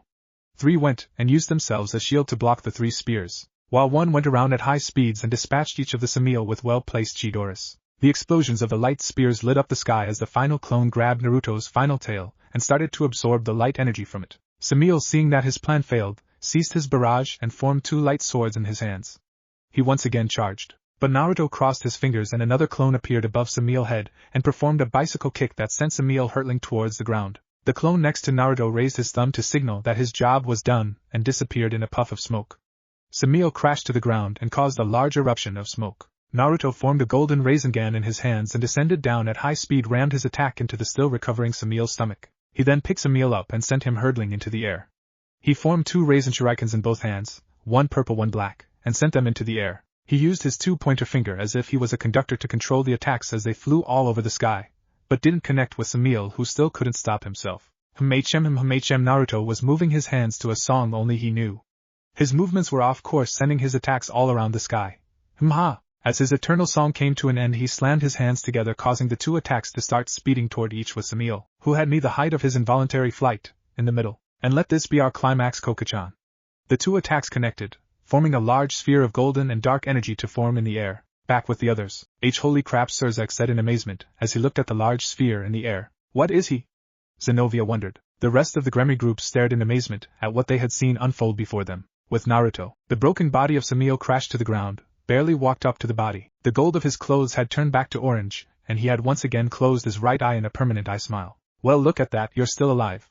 You're never going to move again, and your pain isn't pain at this point, but you survived, good for you. Naruto formed a purple Rasengan in his left hand. Let's correct that, shall we? I'd have to ask you don't do that. A voice cut in. Naruto looked up, completely unshocked by the sudden arrival. What do you want? As he said this, Naruto stepped on Samil's chest. Azazel finished his flight down and slowly approached Naruto with an angry look in his eyes. Naruto, I'm going to have to ask you to remove your foot. I need to punish Samil the fallen angel way. Naruto stomped down on Samil again, eliciting a groan, which caused Azazel to cease his approach. And why would I do that? This man threatened the life of my charge. His life has been forfeited for a while now. Despite the smile on his face, it was clear that Naruto was exceedingly pissed. Because you are not allowed to do any such thing, or are you forgetting your father's rules? Oh blah blah blah. So he'll bitch a bit. This bastard is going to die by my hand. Naruto's smile had disappeared again, and the atmosphere was once again growing heavy. Slowly a sick grin spread across his face. So what are you going to do to stop me? Azazel couldn't do anything to stop Naruto. Naruto knew that, Azazel knew that as well. Fine, but at least make it quick. The smile on Naruto's changed into a frown as he waved away his Rasengan. He then created a single black ball in his hands. There was nothing outwardly special about the ball. His previous Rasengan looked much more intimidating. To anyone who didn't know what it was, they'd assume it to be his weakest attack. I'll make it as quick as possible. And make sure it can never come back. Naruto willed the ball to change into the shape of a shakujo. He then slammed the staff onto Samil's head, causing it completely fade away. No noise, no screaming, no nothing. His head ceased to exist. There. Much better. You can have the rest. Naruto kicked the body to Azazel's feet. Azazel stared down at his old friend and then sighed. I guess this is what you always truly wanted, huh, Samil? Naruto looked at the spot where Samil died for a second before turning towards the Gremmy group. With Vala. Vala has enough of decimating weak enemies, so he just warned them to stay away from them. Certainly, the enemies didn't want to die, seeing Vala's power firsthand, so they didn't attack him anymore. Vala turned his attention to the fight between Naruto and Samil. His grin becomes wider and wider with each moment of the fight. And when Naruto prepared to unleash Calamity End, he couldn't help but laugh manically. Ha ha. That's right, Naruto-san. Show me your power. If you are not this powerful, then my interest in you would have diminished already. Story start. Abandoned building. When Rias and Issei was transported by Cerzek's spell using a castling move, they immediately headed to the clubroom to rescue Gasper and Kaneko. Suddenly they felt a huge shockwave that even shook the building. They still need to rescue Gasper and Kaneko after all. He felt Naruto's power up himself. Just how strong the enemy is to make that team power up this much? With that, both began to run faster, heading to the clubroom, with 3 faction leaders and others. Suddenly an orange seal appeared in front of them and a figure slowly materialized out of it. Sarah Fall was utterly shocked seeing her presence and demanded, "Why are you here?" The figure that appeared in front of them is a tall, bespectacled woman with a voluptuous figure. She has tan skin with long brown hair tied into a bun with a headset and blue-gray eyes. She wears a dress that was extremely low-cut and had a high slit on it which exposed a large portion of her breasts. Kateria! Sarah Fall called out her name. The figure in front of them is Kateria Leviathan, the descendant of the former Leviathan. However, she went rogue, because she was angry that some fakers decided to inherit the name of their ancestor. Kateria skeptically looked at the 3 leaders and scoffed. Look at this. 3 leaders of the respective factions decided to ally themselves. What a disgusting sight. What are you doing here, Kateria? Demanded Cerzek with a serious gaze. To take over the world, of course. Maus and God had died, that's why the world need to change as well, replied Kateria with a shrug. However, Cerzek narrowed his eyes when she licked her lips and added, however, as a bonus, I will also take a cutie that is fighting Samil with me. He will be my slave, and I can do anything with him. Seraphil widened her eyes in rage as the air around her started to become colder. In no time, a block of ice surrounds her feet. I won't let you touch even a patch of hair on my darling, Kateria. If you dare to harm Naruto, I will show you no mercy, declared Serafal. Completely dropped her childish facade and glared at Kateria with chilling eyes. However, Kateria just stared back at her with as much hatred and replied, I see you are pretty fond of him, eh? That will be even better. I will take him away from you, like you have taken my rightful place as the new Leviathan. Then she leered at Serafal in taunt. I thought about killing you, however I changed my mind about that. I would rather see your devastated expression, when I am gonna take advantage of your beloved. That comment just makes Serafal even more furious. And the chilling wind states to blow harsher around her body. However, when a hand was put on her shoulder, she calmed down a bit and turned to look at the owner of said hand. It belonged to Azazel and he is grinning amusedly. It's not that every day I could fight against the descendant of original Leviathan, the harbinger of destruction. So I would prefer if you let me entertain her. Serzex? Michael? Both leaders just shook their head to say that they didn't mind at all. Even though Serafal can be angered very easily when the subject concerned Naruto's safety. However, she could also cool down very fast and back to her childish personality. Alright, Azazel-san. Give her a good beating so that she would remember to never tries anything with my darling. Serafal punched the air and squinted her eyes. Serzex decided to give Kateria the last warning. It will be a waste to kill some devil from pure blood after all. I let you to rethink one more time, Kateria. There is no need for us to fight each other. Kateria just scoffed and replied back. I won't change my decision. Even if you are a great Mao right now, you are still not the original Mao. You didn't have his blood in your veins. You are nothing but an imposter, Serzex. I see, muttered Serzex in disappointment at her reply. It's a shame then. With that said, both Azazel and Kateria began to float up. Both are releasing incredible amount of energy, enough to create an energy cloak around them. Azazel unleashed his wings as well. When the two aura clash, the impact is enough to obliterate the magicians floating around them. You are a pretty worthy opponent, Kateria Leviathan. Maybe I should change my outfit, eh? Stated Azazel with a grin, and put his knuckle under his chin. TCH, you are just a filthy fallen angel leader. You won't stand a chance against me, declared Kateria arrogantly and casted 4 magic circles and shoot orange beams from them at Azazel. Azazel skillfully dodged, and when one of the attacks was about to hit him, he casted his own circle to cancel the attack. So far Azazel didn't go to offense, and just avoiding and deflecting Kateria's attack. With Rias and Issei, the moment Azazel and Kateria's aura clashed, Rias immediately felt it. Someone else is fighting. Azazel? And looking up outside, Rias' eyes widened in shock. Why is she here? Issei followed her gaze and asked. Who is fighting Azazel, Bucho? That's Kateria Leviathan, the descendant of the original Leviathan. As you know, after the war 4 great Maos died and we chose new Maos. Rias began her explanation, turning to Issei. Issei nodded his head and added. Yes, they are your brother and Kaisha's older sister. That's right. Due to the heavy loss from the previous war, all 3 factions decided to sign a treaty. Because of the war continues, then we would all have died out. However, despite that, there are still existed those who wanted the continuation of the war. Rias decided to continue with her way. However, we must do what we came here for. Let's go, Issei. Hi, Bucho. Azazel versus Kateria. They have been going on like that for a while. Neither really attack seriously and just try to measure the capacity of each other. However, nothing can go on forever, and Kateria decided to make the first step. Enough of those half-ass attacks. Are you ready to play seriously, Azazel? Wondered Kateria, then casted a spell from her circle. But this time the transparent snakes began to envelope her body and increased her power drastically. Kateria laughed in satisfaction as she could feel the power up in her body. Snakes? Azazel narrowed his eyes in suspicion. Suddenly Kateria launched a very powerful attack that released dozens of those transparent snakes. However, Azazel managed to dodge in time and appeared behind her. For a descendant of the original Mao, that is still too powerful. Who is the one that gave you that power, eh? Demanded Azazel, with Ophis. None of them noticed that Ophis is watching everything that is happening right now. However, she seems to focus on Naruto's battle. The others didn't interest her. Azazel versus Kateria. Kateria didn't reply back, instead channel her magic to her palm and attempt to strike at Azazel. However, Azazel counters it with a palm of his own. You don't need to know that about because, stated Kateria maliciously, which unnerved Azazel. The dead don't need to know anything. With that said, Kateria released a huge amount of energy and explode. With Ophis. Ophis actually applauded, seeing Naruto was the victor of the fight. Not bad, your eyes sure have some interesting powers. However, I could see that you have used only fraction of your power. Now I am curious to see you in full strength. Maybe you could help me with goal. If you are powerful enough. Seeing that nothing interesting will happen anymore, Ophis opened the portal and was about to left. She turned back one last at Naruto's location and said, We will meet face to face one day. I hope you will become stronger when that day will come. Hell, if you prove that you're powerful enough to help me defeat Bakared, I may let you spend eternity with me. And just that, Ophis stepped in the portal and disappeared within it. With Issei and Rias, they finally reached the clubroom and saw that Kaneko and Gasper was chained to a magic circle. There were at least 10 magicians in the room. Seeing Bucho and Issei appeared to save them, make Kaneko and Gasper felt ashamed of themselves due to being captured so easily like that. Bucho, I am sorry. I failed you, whispered Kaneko with a voice full of grief. She was hanging upside down, unlike Gasper, who was hanging regularly. Kaneko-chan. Gasper. Hang in there, we will save you guys right away, exclaimed Issei. You are sure careless, Rias Gremory. To let such a monster so much freedom. It need to be put in a prison, and only allowed to go out when need, stated one of the magicians. Rias narrowed her eyes and retort. Unfortunately, I am one of those that care about my servants. I won't tolerate when my servants was called monster or anything like that. So if you guys wanted to live for a little longer, I suggest you shut your mouth. As she said that, her body began to cover with power of destruction, which unnerved the enemies greatly. But that moment, Gasper whispered desperately. Bucho, please just kill me. Both Issei and Rias widened at his request. What are you talking about? Don't joke like that, exclaimed Issei. Gasper looked at them both tearfully and retort.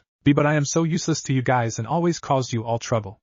I don't want to be a burden all the time. So if I would get in situation like this all the time, then I would better be dead than live and being a burden all the time. Rias heard his reply and looked at Gasper with soft eyes and said, Remember when I accepted you to my family, Gasper? I said that I will always accept you and will help you to overcome all your weakness. I may scold you and may sometimes be unreasonable to you. However, I would never abandon anyone from my family. That's why you could cause as much trouble as you want to me. I don't mind a bit. However, stay with me. After such heartfelt declaration, Gasper's tears started to fall down and he whispered, Arigato, Bucho. Issei grinned widely and rubbed the bridge of his nose. As expect of our Bucho, one magician mockingly clapped and stated, Bravo for such a touching declaration. However, do you really think we will allow you two to take them away and ruin our plans? Gasper. We are all your friends. Me, Bucho, Kaneko-chan, Akino-san, Kiba, Asia, Zenobia, and... You are not alone and never will be. And if you didn't, Issei then activated his boosted gear and released Ascalon from it. Blade. Boosted gear shouted out. Seeing Issei brought out Ascalon, Rias asked curiously. What are you planning, Issei? Make a first step, then nothing would start. With those words, Issei cut himself and thrust Ascalon forward and flick his blood at Gasper's face. Show them all what you can do, Gasper. You are Gremory after all. Gasper hesitantly licked the blood that was flicked at his face and gained control of his power back. Now that he regained the control of his power, Gasper freezes the time and freed Kaneko. What the heck did he do? Disappeared? No, he just freezes our time. How is that possible though? His sacred gear was under our control. Gasper split himself to dozens of bats and began to suck out their powers and blood. Kaya! He is sucking out our blood! Exclaimed one of the magicians. Not only blood but magical energy too! Shouted the other. Issei could only watch in awe at Gasper's power. Seeing Issei's expression, Rias smirked and said, This is one of his hidden abilities. One of? Just how many does he actually have? Don't tell me he is just like Ice Cube of Sensei of mine? Wondered Issei in wonder. He managed to control his power thanks to you, Issei. But how did you figure that out? Wondered Rias curiously. Issei just narrowed his eyes and thought. It's all thanks to that guy, Issei is implying to Azazel. He was the one that told him that when his first training started. One of the magicians was about to escape, however Kaneko appeared in front of him and sent her flying back with a kick. The bat's eyes glowing crimson and you could hear Gasper's voice echoing through the room. No matter what you do, it's no use. Now that I could properly control my power, I could predicted all your movements. Gasper decided to freeze their time, then shouted out to Issei. Issei-senpai! Finish them! Issei pumped his fist up and flames of determination blazing brightly in his eyes. Issei crossed his hands and eyes in concentration. Then snapped them open and shot long red beams at the frozen figures of magicians. And surely the seal of Gremory appeared on their clothes. Issei closed his eyes again with a satisfying smirk and snapped his fingers and called out the name of his technique. Dress break Neo, and then instantly the clothes on the figures were ripped apart. Issei began to drool and grin perversely seeing the nude female figures. I can't believe it! Now Issei-senpai could use that shameless technique at long distance, muttered Kaneko in disbelief. What is worse, that's his technique. Rias shook her head in amusement. You did it, Issei-senpai! Gasper congratulated Issei, but still transformed to his normal state just yet. Ha! See that? My newly improved technique, dress break Neo. Now I could use that at long distance. And then one day I will destroy all females' clothes. When that day comes, all girls must walk around nude. Mahaha! Declared Issei proudly. Issei-senpai, you will always remain the worst, said Kaneko expressionlessly as usual. Rias just shook her head and said, Now that we rescued both Kaneko and Gasper, we need to return to the others. I am worrying for my brother. With the appearance of Kateria, who knows there may be someone else from old faction will appear. Kaneko, Issei and one bat nodded their heads seriously. With Vali, when Naruto's battle with Samil has ended, Vali began to feel himself boring. However, things started to turn more interesting when Kateria Leviathan appeared. But judging from the battle, he could tell that Kateria was no match for Azazel and soon will be defeated. It's time to show my true face to them, eh? Otherwise things will be very boring. It will be a perfect opportunity to see how much you've improved. Hyodo Issei, however, if he didn't meet my expectations, you will be opponent then, Naruto-san, said Vala to himself, and put his gaze down at the resting figure of Naruto. Story start. While Surzex and Michael are holding their barrier to protect the frozen ones, Grafia is analyzing the barrier in order to break it. Zenobia and Kiba earn the task to eliminate the rest of the enemies. However, due to the teleportation circle, there were no end of the enemies. Seraphal is staying close to her sister's frozen body and holding the defensive barrier as well. Dragon shot. A familiar voice was heard after that. A red energy ball hit one of the magicians. The voice belongs to Issei, which means they have successfully rescued Kaneko and Gasper. Issei-kun! Exclaimed Yudo, seeing who the one that assisted him was. I see you guys have successfully rescued both of them. Yeah. Nodded Issei and turned back to Yudo, gazing at the enemies around them. So what to do now? Beat them until Grafia-san didn't find a way to break the barrier? Well, I didn't see the other way out of here, shrugged Yudo, gripping his sword of betrayer tighter. And then they began to fight the enemy around them. Rias went to her brother and decided to leave Gasper for his own safety. Nisama, I will leave Gasper with you. Surzex nodded his head and said. Naruto-kun already finished his fight. Rias nodded her head and joined the battle. Kaneko and Zenobia are fighting as well. Gasper, seeing his friends fighting to protect him, felt himself so useless at the moment. Why? Why he must always be a burden to everyone. The enemy's attacks are raining down like no tomorrow. Because of limited quantity, Rias and her peerage are struggling against the enemy. Azazel versus Ceria. The battle between two higher being still as heat as possible. Azazel has decided to change from defensive to offensive. He launched a couple of holy needles at Ceria, which caused the latter to deflect it with a magic circle. Seeing this fight is getting nowhere, Azazel decided to step up. You are tough enough to fight on par with me. Guess I will take this fight to the next stage, stated Azazel with calm grin, and put his right hand to the chest area and brought out a small golden spear with a violet sphere at the end if the handle. Ceria narrowed her eyes in alarm when he proclaimed that. What is that? My hobby is something that even more interesting than a war, well, to me at least. This is the Downfall Dragon Spear, the artificial sacred gear that I personally created, explained Azazel with a grin. His grin became even wider when he said next words. Balance break. His body began to glow golden, and it was bright enough to cover his body in the light. Back to Rias. Rias used an enormous defensive magic circle to deflect the enemy's attacks, but her strength was not enough to hold it for long. As a result, she was blasted back to the ground. However, that didn't happen. Rias closed her eyes, expected to be crashed to the ground, but didn't expect to be in the arms of someone. When she opened her eyes, they shone with shock. The one that caught her was none other than Naruto, and he looked down at her with a bored look. TSK, you should not be this weak, Gremory. Well, like I would want you to save me, stated Rias with an angry huff. Naruto looked slight incredulously at her. TSK, you have problems, girl. Rias shook her head in deny and retort.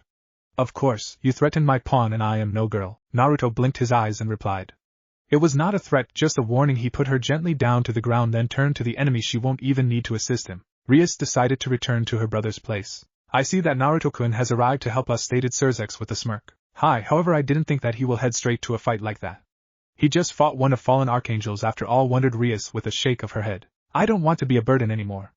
Issei-senpai. Rias Bucho, I want to meet Bucho's expectations and help my friends, stated Gasper with teary eyes. You could see his determination really clearly through those eyes. I will also fight, because I am a man. With that, shouted Gasper, activated his sacred gear. Rias, seeing that, shouted. Gasper! No! Then she turned to her brother, that was still calmly holding a barrier. Why didn't you stop him, and I-sama? Suddenly, the barrier surround them was dispersed, and along with that is the teleportation all circle. That means all the frozen ones were free as well. Gasper! You are awesome! Exclaimed Issei. Cut down the enemy with Ascalon. Naruto-kun! Are you alright? Irina arrived to assist Naruto, and is standing before him protectively. I am, replied Naruto, and punched the other magician and sent her flying. This is getting boring. Irina looked questionably at her crush. He just winked at her, and launched himself at the enemies with a dark sword formed around his hand. Playing Naruto-O's reverse situation. Naruto punched his enemy and sent her flying. Then kicked the other, and she was sent flying as well. Some decided to use fire beams at him. Naruto, still propelling like a raging beast, dodging all the beams on the fly and send them flying with his slashes and kicks again. Some decided to fire, created a spider web made of beams in hope and stop Naruto. However, nothing could stop him. Like a raging beast, he is charging at them with eyes widen in a crazy way. In those eyes were a pair of blazing Sharingan which always looked back and forth to predict and counter enemies' movements. The enemies could only tremble in fear seeing their force being killed by a single person so easily, like a walk in the park. However, it is already too late to regret their past decisions. In the end, Naruto turned his back towards his enemies, with hair shadowed his eyes. But if you look behind, then you could see the enemies are falling down to earth like rain dropped from the sky. The enemies fell down on each other, and form a hill made of them. End of Ost. When that happened, Others stopped their actions and looked flabbergasted at Naruto, seeing how he alone fighting all the enemies and killing them so easily. He is like a raging beast that won't stop until all his enemies will be defeated. Shug, whispered Irina, seeing her crush fighting hand-to-hand combat for the first time. What the heck is that team? Nobody could fight so many enemies with one sword like that, muttered Issei in disbelief. Naruto-san, muttered Yuto in awe and fear. He didn't know that Naruto also skilled in swordsmanship. He thought that Naruto often relies on his dragon powers and wasn't very skilled in fighting. However, Naruto proved him wrong this moment. Akino, which was freed from time freeze, shot lighting from her palm at her enemy and obliterated her. Sensing Naruto's energy at the distance, she looked at that direction and saw a very impressive sight. Naruto-kun sure is ruthless. Azazel vs. Ceria. When the light died down, Azazel was seen wore by a golden dragon armor similar to Issei and Vala's. However, the orbs were violet, and the armor is golden in color. His wings is still being released after the transformation. Adding to that, he created a twin-edged spear in his right hand. And certainly Issei's boosted gear immediately reacted to the presence of another dragon. What is that? Wondered Issei as he turned his head towards Azazel's direction. Fallen heavenly dragon armor. Downfall dragon and other armor. Azazel uttered the name of his dragon armor, and his wings disappeared. Dragon armor. And that's balance break, muttered Issei looking up at Azazel. Naruto also looked up to Azazel and thought, I see, so that's what Azazel-san didn't use in our fight. The armor that contained one of Dragon King's. Indeed, if he used that, then I would have to take our fight to the next level. Back to Azazel. Azazel made a come-on motion and taunted Ceria. Well, what are you waiting for? Come and get me. Ceria narrowed her eyes at Azazel, then charged at him while shouted. Don't underestimate me, filthy fallen angel. However, another armor powers up Azazel to such a level that Ceria could no longer keep up with him. As a result, she didn't even see Azazel move and pierced her with his twin-edged spear. Azazel's attack was fast enough to tore her clothes and broke her glasses. Her voluptuous body was revealed to the world. Azazel, though, just laughed amused at his power. However, Ceria still not fully given up yet. Her hands became more elastically, and she shot her hands at Azazel. This new world won't need someone like you, Azazel. Even if I can't defeat you, then I may as well die with you. Katie shouted and snaked her hands around Azazel's left hand. She planned to take Azazel with her by self-exploding. A suicide plan? Muttered Azazel calmly. However, that won't work. The deal is not even equal. When Azazel said that, he used his twin-edged spear and cut off his left arm. That action separates his left hand, which shocked Ceria greatly. Azazel threw his twin-edged spear at Ceria's forehead and obliterated her. Ceria could only scream out in pain one last time before she was erased by Azazel's unholy energy. Feel free to feast on my left arm, though, stated Azazel calmly. Even if he just lost his left arm, he released his balance break. No more like the armor dispersed itself, then casted a healing magic to stop the flow of his blood where his left arm was. Azazel caught the violet orb and looked at it fondly. It seems we still have a long way to go with you, Dragon King Fafnir. Azazel kissed the orb and turned back to the others. He just cut his arm off easily like that. That's just crazy, stated Issei and shook his head. By now not many enemies had left. Rias ordered for everyone to destroy the rest. Rias peeraged together with Sona and Tsubaki plus Irina taking care of the rest of the enemies. Naruto, though, didn't fight anymore and just looked up at Azazel, but he is not exactly looking at him. More like he expected something or someone will come. I wonder why he looks at me like that, wondered Azazel and put his remaining hand to his chin. However, he didn't expect for a strike out of nowhere to knock him down to the ground hard. What was that? Wonder. Issei turned his eyes to Azazel's crashed direction. Naruto thought and smirked at the floating figure that just knocked Azazel to the ground. So you finally decided to reveal your true face, Vala? The one responsible for Azazel the moment before was none other than Vala. He looked down at Naruto and replied. I see you were not so surprised by this outcome, Naruto-san. Well, I can't help it, to be a good guy is boring. I hate when it is boring. And certainly being a villain is far more entertaining. Azazel groggily climbed out of the hole caused by his crash, then looked lazily at Vala and said, It seems you decided to turn against us, Vala? However, answer this question for me. When my Vice Commander Shimhazai searched for those that will be a threat to 3 main factions, he mentioned a group called Chaos Brigade. Could you tell something more about that? I am sure you know quite a lot, being one of them. After all, Chaos Brigade. Serzex repeated the name of the most dangerous organization in the world. The gathering of the most dangerous individuals, added Serafal. But to achieve that, one would need tremendous power. Who could it be, powerful enough to gather such a group? Wondered Graphia, though the one that answered her question was not Vala or Azazel. It was Naruto, who crossed his hands and exclaimed logically, the most powerful beings that could possibly gather such a group could only be 3 beings, stated Naruto calmly and crossing his arms to start the counter. 1 is Great Red. However, nobody has ever saw him personally, and he didn't has any reason to gather such a group. That means we can exclude him. 2 is Trihexa. But that is not possible either. He is being sealed away since who knows how long. The possibility of him destroy the seal and escape is unlikely. Because it was said that the seal that hold was strong enough that even with 4 Satans and all seraphs working together won't be able to break it. That means the third option.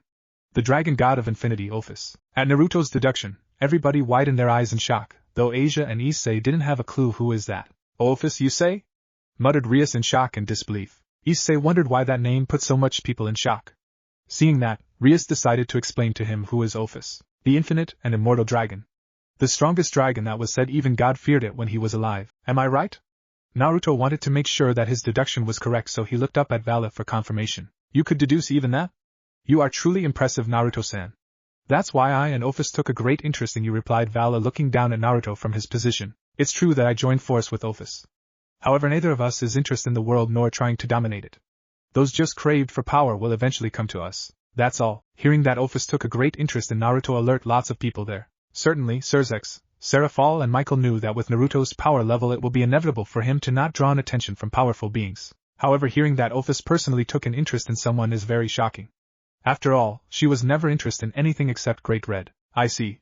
And how fortunately, that your plan matches Kateria's. To return your rightful place, as the descendant of original Satan. Right, stated Azazel and looked at Vala with annoying gaze. What do you mean by taking a rightful place as the descendant of original Satan? Wondered Rias suspiciously. My full name is Vala Lucifer. Vala decided to reveal his true identity. What? Whispered Serzex in shock. Lucifer, you say? Exclaimed Issei in surprise. That can't be. Muttered Rias and shook her head. Naruto just smiled, show his reaction to this revelation. The blood of deceased Satan is flowing through my veins. I am his direct descendant, the mixed offspring of pure demon and human woman, revealed Vala with a satisfying smirk. But you couldn't see it, as he is in balance breaker state. That is unbelievable. Exclaimed Rias in shock. To think there is a being that was born from a pure demon and a human, muttered Serzex, still quite shocked at the revelation. Vala looked down back at Naruto and stated. It must be fate that I was also turned out to be the host for Vanishing Dragon. One word could describe clearly my existence. Miracle. After that he released 8 of his devil wings, which shocked those at the ground greatly. Those wings, stuttered Rias with widened eyes in shock. My lord, whispered Michael in shock as well. This man is and will probably the most powerful white dragon emperor in the past, present and future, stated Azazel. Being a direct descendant of original Satan and also has human blood, I see why you are so confident in your strength now, Vala stated, Naruto looking at Vala with analyzing gaze. However, Naruto scoffed and retorted. But you are not the only descendant of Lucifer. After that he released 10 of his devil wings, which shocked those around and including Vala himself. Naruto smirked back and crossed his hands.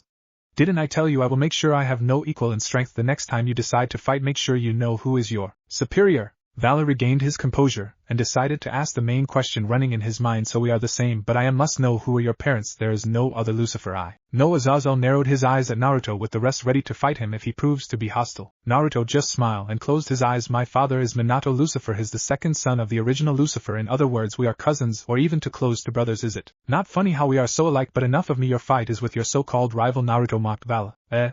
Exclaimed Issei and pointed at himself. Interesting. But if he disappoint me, then you will take his place. Naruto-san, Vala set a condition for Naruto. No problem, but we will see his strength in this fight, proclaimed Naruto, and glanced at Issei from the corner of his eyes. Issei looked nervously around and thought. What the heck, that team thinking putting me in a fight against Vala? Sure, I feel myself stronger than before, but it doesn't mean that I could defeat the descendant of original Lucifer. Suddenly he felt someone put a palm at his shoulder. He looked up and saw that it was his Azazel. He looked at him with a light grin and stated. Don't worry. Believe in your strength and remember our training. But how could I put up against Vala? My balance break is only for 10 minutes. How the heck I could win in 10 minutes against such an opponent? Complained Issei. Remember the first lesson I gave you. With a proper motivation you could defeat even me. Just keep that in mind and think about what is important to you, lectured Azazel one last time before walking away. What is important to me, huh? Muttered Issei and dazed out for a bit. Are you done your lecturing, Azazel? Either way I will prove wrong, stated Vala. Issei looked more confident after Azazel's words and slowly walked up to Vala. Listen here, Vala. Azazel is my sensei. Even if he is a weirdo, I will still want to prove him that his faith in me is not a mistake. He is the only one that believes in my strength, even I myself doubt it. That's why I won't disappoint him. After the proclamation, Issei shouted out and his body began to glow crimson. Welsh Dragon over Booster. Balance break. Boosted gears shouted out and covered Issei in dragon armor, with spectators. That's balance break. Muttered Rias in shock, then turned to Azazel and saw his satisfying grin. But when did he achieve that? Well, the transformation is not complete though. And he could only hold that form for 10 minutes, stated Azazel. His eyes never left 2 heavenly dragons that were about to fight. Only 10 minutes? Will Issei-san be alright, Azazel-san? asked Asia full of concern. Azazel looked back at Asia and assured her. He will be fine. I didn't train him to lose a fight. After that everybody's eyes turned back to two heavenly dragons that are about to clash. Play Naruto Shippuden Osukekiha, Issei vs. Vala. Vala saw Issei unleashed his balance break and decided to comment. Ho! Balance break, eh? It seems Azazel didn't really bluff after all. Show what you got, Hyoto Issei. Here I come, bastard! Shouted Issei and launched himself at Vala with impressive speed and punched him. However, Vala caught his fist easily and countered. Not a bad punch. However, divide! Divine Dividing shouted out and sucked half of Issei power out. You forget about my sacred gear ability, Hyoto Issei. Finished Vala and kicked Issei crashed to the ground. Issei groggily climbed out of that crater and cursed. Kyuso! I forgot about that. Iba! It will be a hard fight. Just by touching you, he could suck out our power. Therefore don't let him touch you, advised Drake. Issei widened his eyes and muttered. Right. I have an advantage as well. Nearly forget about that. Vala looked down at Issei from above and stated arrogantly. Issei, show me your power, Hyoto Issei. This is not all you can do, right? Issei didn't answer him but stood up silently and rushed at Vala and muttered. Ascalon, blade. Boosted Gear said and unleashed the holy blade. Issei's attack was unexpected, as a result Vala's left side was slashed. Vala widened his eyes and quick put a distance between them. He looked at Boosted Gear and saw a blade come out from it. Be careful from now, Vala. That is Dragon Slayer. That weapon is very harmful for his dragons. Just one touch will damage you badly. Furthermore, I could feel God's blessing in it, warned Albion to his partner. When Valley heard that Ascalon was blessed by God, automatically he looked down at Naruto, who was concentrate in their fight. Not bad he still have such an ace up his sleeve, eh? Muttered Vala with an exciting grin. Then he launched himself at Issei, and the two of them began to brawl in the sky. Both emanate huge amount of draconic aura. The only one that wasn't affected by them was Naruto. With spectators, Rias and her peerage gaped in wonder and shock seeing Issei hold his own against Vala. Naruto glanced at them for a moment, and turned his gaze back to the fight. Shug. Issei-kun is fighting on par with Hakuroku, exclaimed Yuto. Rias turned her gaze at Azazel and asked. How did you manage to make him so much stronger, Azazel? Azazel glanced back at her and replied. With a proper motivation, Hyoto-san could become very strong, because he have potential and drive. But Naruto suddenly smirked and commented, but even so it is hard for him to keep up with Vala, who is a descendant of original Satan. When Naruto said, everybody could see Vala speed up and knocked Issei down to the ground with his knee, then used Divine Dividing and divided and absorbed Issei's power once more. Issei versus Vala. Is that all? Asked Vala arrogantly, floating above with crossed hands. Issei groggily stood up and glared at Vala. Damn, that bastard is fast enough to avoid Ascalon. And he even managed to suck out my power again. At this rate I will sure lose to him. Calm down and think thoroughly. Everybody has weakness, Naruto shouted out, standing not far behind him. Issei nodded his head at his teacher's words and began to think. Vala must also has weakness, but what is it? That moment he noticed a strange red dust coming from Divine Dividing. He released the energy that he couldn't absorb through his wings. By doing that he will always be in max power, explained Drake. How Divine Dividing works when the user couldn't absorb all the energy. I see.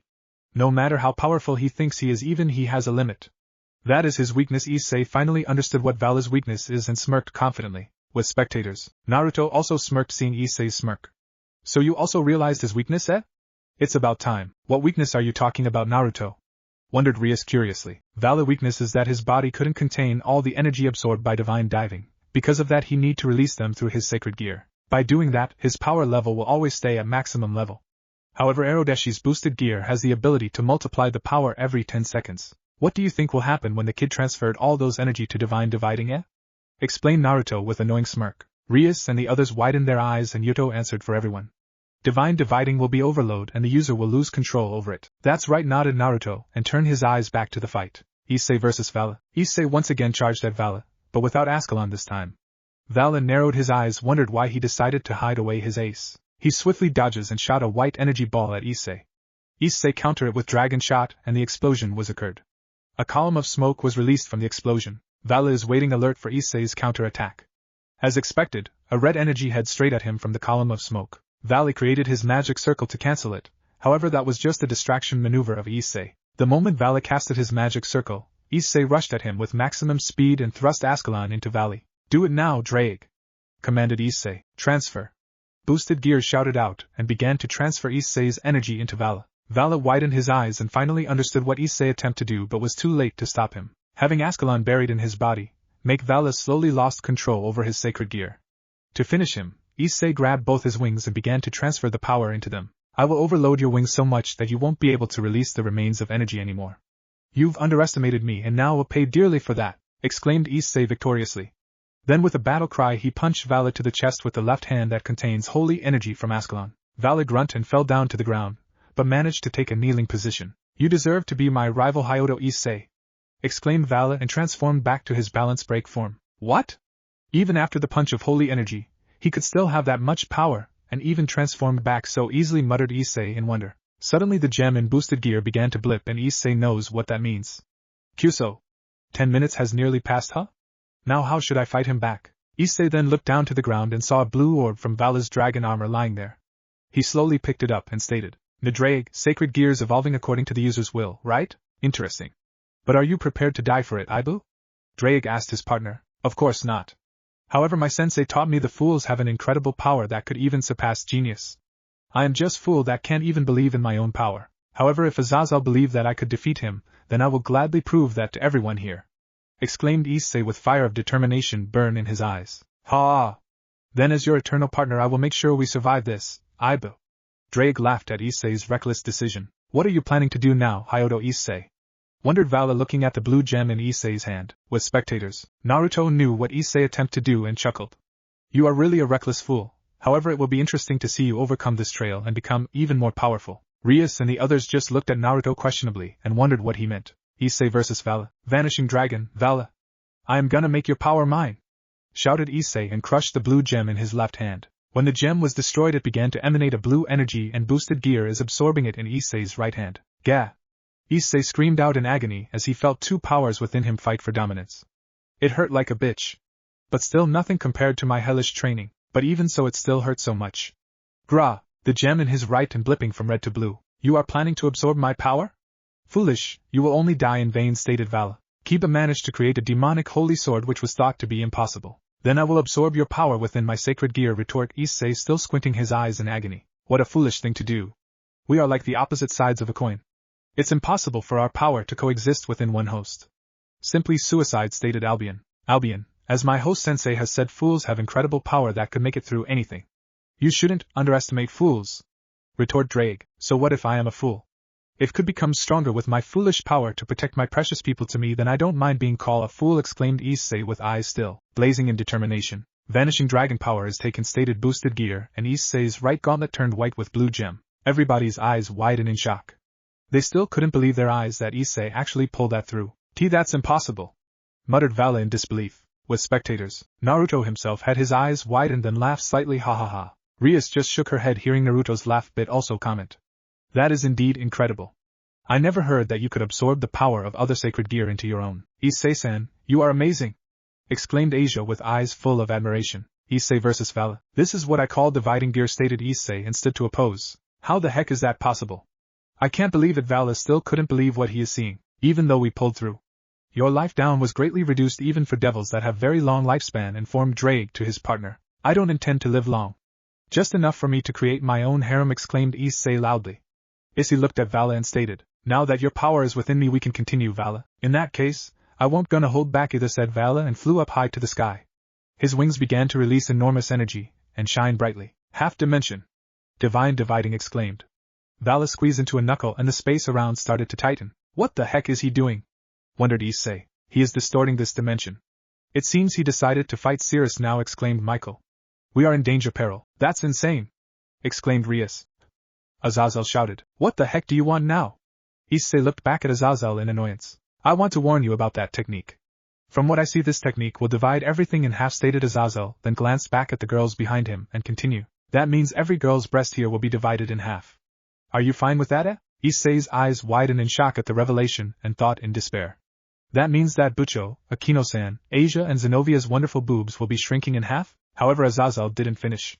And if you let that technique to continue spread like that, then all the women boobs will be shrunk in half. Oh, what nonsense are you saying? Complained Rias with a tick mark on her forehead. Every woman's boobs will be shrink in half because of that bastard.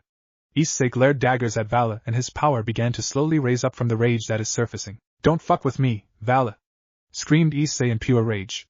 To shrink Bucho's Ipei in half is unforgivable. But to shrink every woman's Ipei is a sin. Like hell I will let that happen. Boost. Boost. Boost. Boost. Boost. Boost. Boosted gear screamed out, and Issei's visors glowing jade in color. What? Vala didn't understand what Security is taking about. Endost with spectators, Issei versus Vala. Vala looked how much Issei has boosted his power, and exclaimed. You are just full of surprise today, Hyodo Issei. This becomes really interesting. Just you try to shrink Bucho and Akino-san's boobs, bastard. I'm gonna smash you to the ground that you won't be able to reincarnate anymore. Issei screamed furiously. With that he charged at Vala with blurred speed and struck him with dividing gear.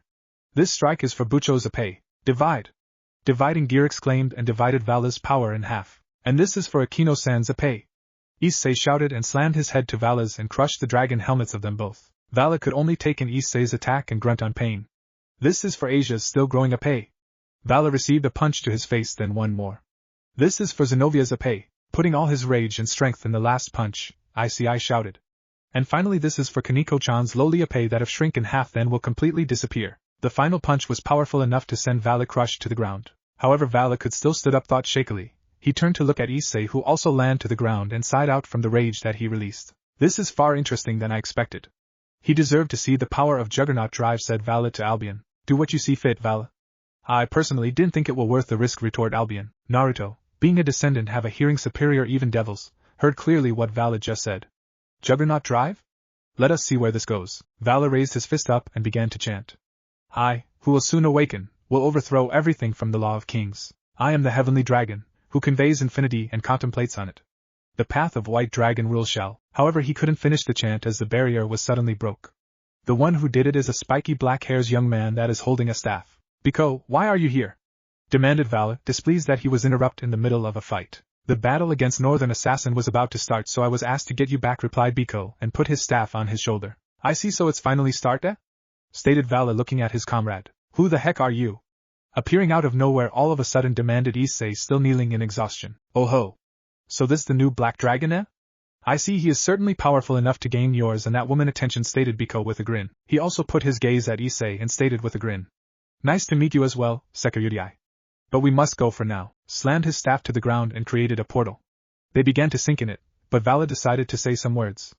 Let's fight more fiercely next time, Hyodo Issei. And expect to fight you as well, Naruto-san. However, Naruto suddenly he felt a presence behind him and glanced back to see a tall and dignified young man with golden hair standing up like a blazing is described as handsome with eyes, blood red eyes.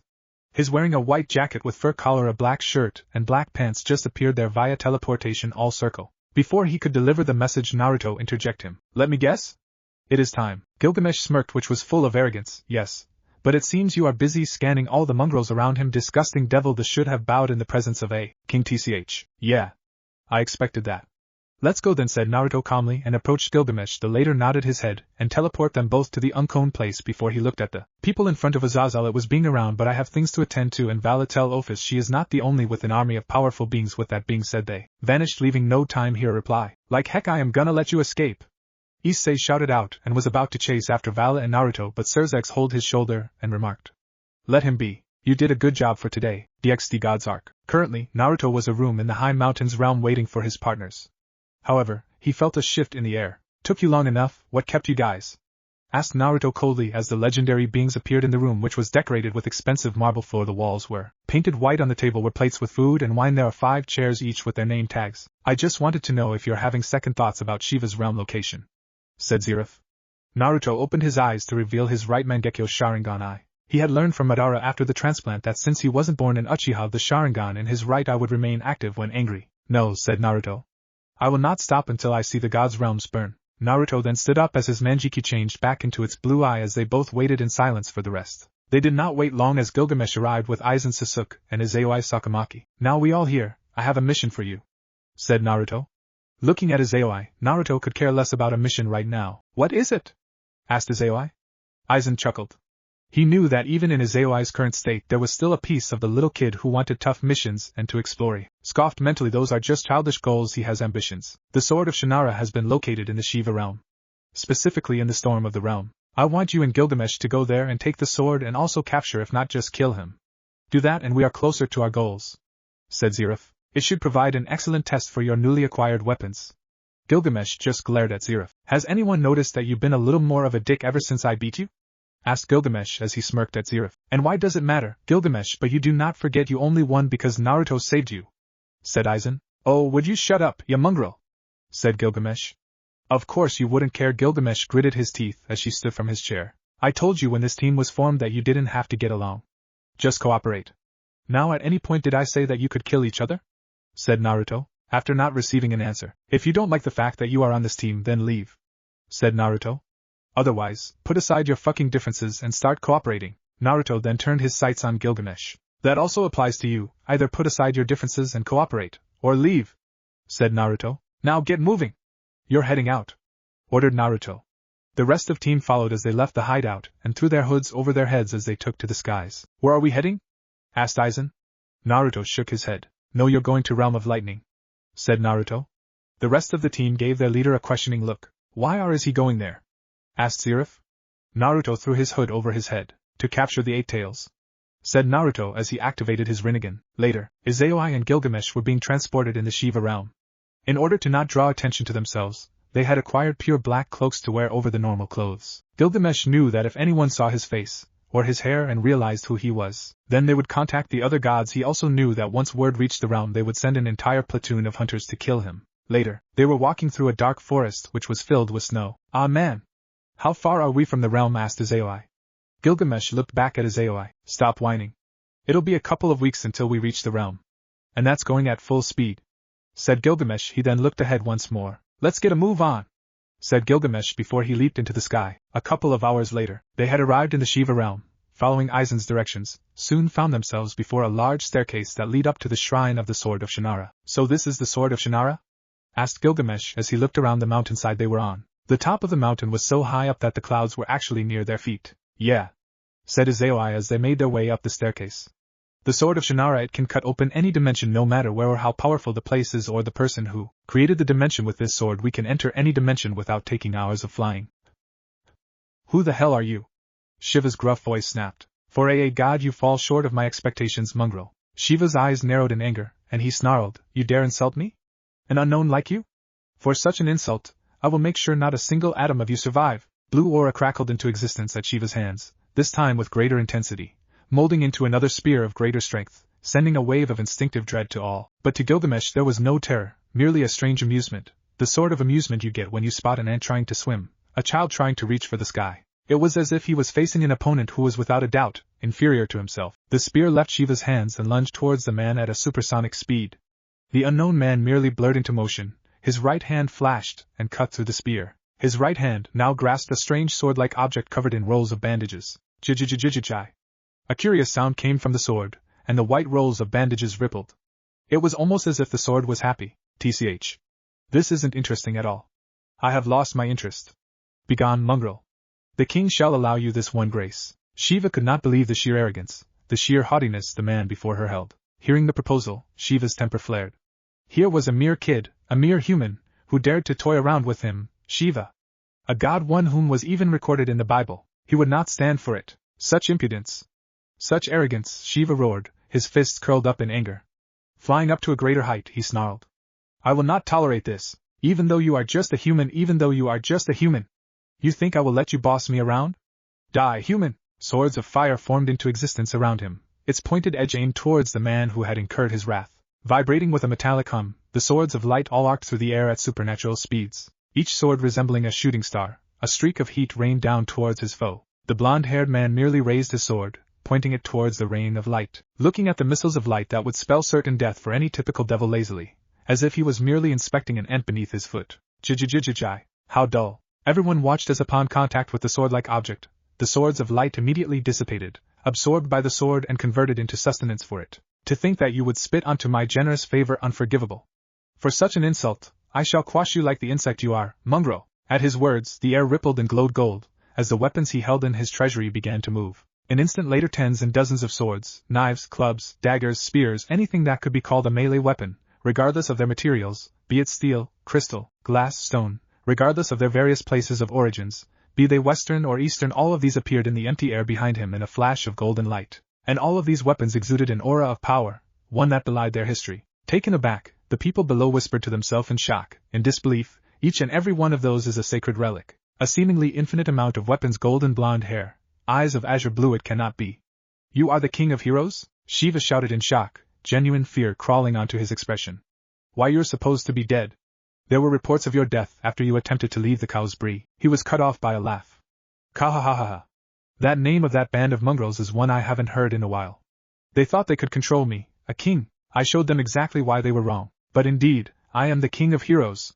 I am Gilgamesh and I shall be your death, mongrel. Raising his sword forward, as if it were a signal, the treasures from his vault streaked forwards in a volley, launched from the gate of his treasury. It was this rain of certain death, this swarm of blades, this arsenal of mankind's eldest weapons that lunged forwards, its intent to devour the cur which had insulted its master. The barrage of what was surely the strongest artillery, the strongest arrows and bullets streaked forwards with the force of a comet. Even if you are the king of heroes, do not be so presumptuous.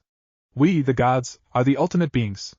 We are stronger than the humans, stronger than the angels, and stronger than the devils. Materializing aura into his hands, Shiva formed it into a spear and magnified it until it was larger than Ko Academy itself. Snarling with anger, he threw this massive spear forward. Both the ball of blue light and volley of relics collided in midair, their clash erupting with an explosion that held an intensity of a bomb. Light collided against mankind's oldest weapons, and it was as if a miniature star had been created. The world burst into light. When the world regained color, it was to the sight of Shiva floating in the air, albeit panting heavily, and Gilgamesh staring up at his foe with something akin to annoyance in his eyes. I admit that the one virtue of an ant, a cockroach, is its vitality. Gilgamesh stated, his voice low yet seemed to reverberate through the entire clearing. I suppose I will have to do this personally. Haha, Shiva panted, his tone labored, his eyes narrowed in hatred. Do not get cocky, you damn brat. I won't be beaten by the likes of you. Our reign is at hand and it won't be stopped, it won't be quelled. Who do you think you are, to challenge our evolution, our glorious revolution? Gilgamesh laughed, as if he found amusement in Shiva's words. What utter foolishness. I challenge nothing. I carve my own path in this life, and nothing will impede me. If heaven dares to block my way, I will torch heaven and raze it to the ground. If the underworld dares to restrict me, I will reduce it to ashes and grind it into dust. The air began to ripple once more, yet only a single blade emerged from the void, suspended lazily in the air. This time, it was only one. It was a curiously shaped dagger, made of black steel. Its tip was split into 3 blades. He then held up his bandaged sword and spoke. Did you know? This sword, Samahata, possesses 2 curious properties. First, it can cut through any energy-fueled techniques, and absorb it as sustenance for itself. The dagger behind him shot forwards, streaking through the night air at an incredible speed, its aim true to a vital spot. Yet, even though Shiva was exhausted, the toll on spending his magical energy on so many high-cost attacks weighing on him, a single dagger hardly held the capacity to slay him. At most, it was a mere triviality. Leaning to the right, Shiva dodged the blade without any trouble. Is that all you got, human? Yet Gilgamesh did not appear discouraged by the failed attack. He continued where he left off. Secondly, blurring into motion, he disappeared in the gold dust. Moving at a ridiculous speed, in a shadowless flight, a much more accurate description would be that he teleported rather than moved. One moment he was on the ground, looking towards the floating fallen god, the next he was behind Shiva, his great sword raised up in preparation for a vertical strike downwards. It doesn't cut, it shaves. Arahurg. Shiva's pain screams filled the night air. His right arm was clutching his left, or rather, the stump that used to be his left arm. Blood spewed out profusely, not unlike water from a hose. In another streak of motion, Gilgamesh held his sword up once more and cleaved through Shiva's arm, mangling them beyond recognition. The screams of pain Shiva released sounded so brutal, so agonizing that it was practically a sadist's wet dream. The people present instinctively flinched at the screams, tried to avert their eyes, yet their eyes were inevitably drawn back to the sight of their enemy being crippled. It was akin to the sight of a car wreck. You wanted to look away, but you couldn't. My arm, my fucking arm. What ridiculous speed! What did he do? Even I couldn't see anything either. You bastard, Shiva snarled, his face grimacing in pain as he grabbed his back with his remaining hand in an attempt to curb the pain. What do you hope to achieve? Someone who has fallen lower than the scums of the crows on earth does not need any arms to work, does he? So I took the liberty of removing them for you. Bastard, you damn bastard! Screaming his anger to the heavens, Shiva used his remaining arm and flew upwards. He raised his remaining palm and faced it towards the heavens, gathered all the light he could muster and focused in onto a single point on his hand. Light curved into a spiral upon his palm. Congealing into a gigantic sphere, the sphere of light continued sucking in more light like a vortex, like a black hole. The light pulsed violently and ferociously, as if it would explode at any moment. The people present could not repress the wave of instinctive fear that traveled through them at what was undoubtedly Shiva's strongest attack. That ball of blue light indubitably held enough energy to rival an ultimate-class devil. I will not have my vision of the world be quenched here. Perish along with the shit. Shiva launched the light bomb towards the ground. Didn't I just tell you? This sword, Samahata, nullifies all energy-based techniques. Gilgamesh stepped forward and swung. With a single stroke of his arm, he cleaved through the orb of light that held the capacity to demolish an entire city. It was inconceivable. The power Shiva had put into that technique had transformed it into a bomb that undoubtedly held enough power to terraform the entire land, to create a humongous crater where a city once stood. It was a comet, one that should have been unstoppable, capable of disintegrating anything. Yet, the attack could not penetrate through the blonde-haired man who stood before it. As the light made contact with the sword, it gradually lost its luminosity, fading into the great sword. In response, the sword made a curious sound, one akin to a child consuming his favorite meal. Jijijijijijai. The sword consumed the light. And in less than a second, strongest attack was eradicated. I am possible! Shiva shouted, in disbelief. Even though you are just a filthy human, ho? Is it really that unbelievable? Gilgamesh asked, his tone exuding amusement. That you are so easily defeated? But I do not find it unexpected. After all, you lack awareness of combat strategies. You rely too much on your sheer overwhelming power. You lack variety, skill, finesse, each of which are as important as power. Despite your lust for power, too confident in your own prowess. Is it any wonder really? Ryup! Shiva, his eyes flickering with an intense wrath, let out a feral roar as he ripped one of his other arm. Glaring with all the hate he could muster at his foe, he channeled a small amount of magical energy through the air, sharpening all the wind in it until each of them were as sharp as a blade. If light does not work, then I simply have to use mundane means to eradicate you, human. Ho? Gilgamesh let out a hum of interest. If nothing else, I praise your resolve, insect. Very well. Come at me. I shall show you that the blade you wield will never reach me. What? Letting out a feral roar, dived at his foe, the one who inspired such anger, such hatred in him. Embracing the dark emotions welling inside him, he charged, swinging his makeshift blade towards his nemesis. 500 meters separated the two. In an instant, it was 250 meters. In another, it was 100. 50. 20. 1. Shiva swung, his blade aiming to split his hated foe right in the middle. He would not be bested by this filthy human. Gilgamesh's left arm swung into motion, capturing and gripping Shiva's remaining leg just when the blade was mere millimeters away from his jewels, stopping Shiva's blade from moving further. Naruto merely smirked in mirth. Crack! Gah! Shiva screamed in pain as his leg was broken with a single tug. Naruto then grasped the fallen angel by the throat, and launched him into the air, like one would with a ball. Watching Shiva sail through the air, Naruto raised his free hand, and 3 spirals formed in the air. Multiple chains then shot out from the distortions of space, wrapping around each of Shiva's remaining limbs, binding them and constricting his movement. The chains then pulled Shiva to the ground, plunging and dropping him onto the earth, sending pieces of loose earth up. It took a few seconds, but when Shiva stood up, he desperately struggled, flailing around in an attempt to escape from his restraints, creating a dissonance of metallic rattle, but the chain refused to yield. What is this? Chains of heaven, Enkidu. One of the treasures my ancestor held most preciously to himself. Its most curious property is its strength and durability, which rises proportionally the closer its target is to divine. You, a fallen, I imagine that it would be nothing short of impossible for you to break out of those chains. Gilgamesh explained, his lips curling up in satisfaction. This is dull. I thought I would be able to have more fun with you.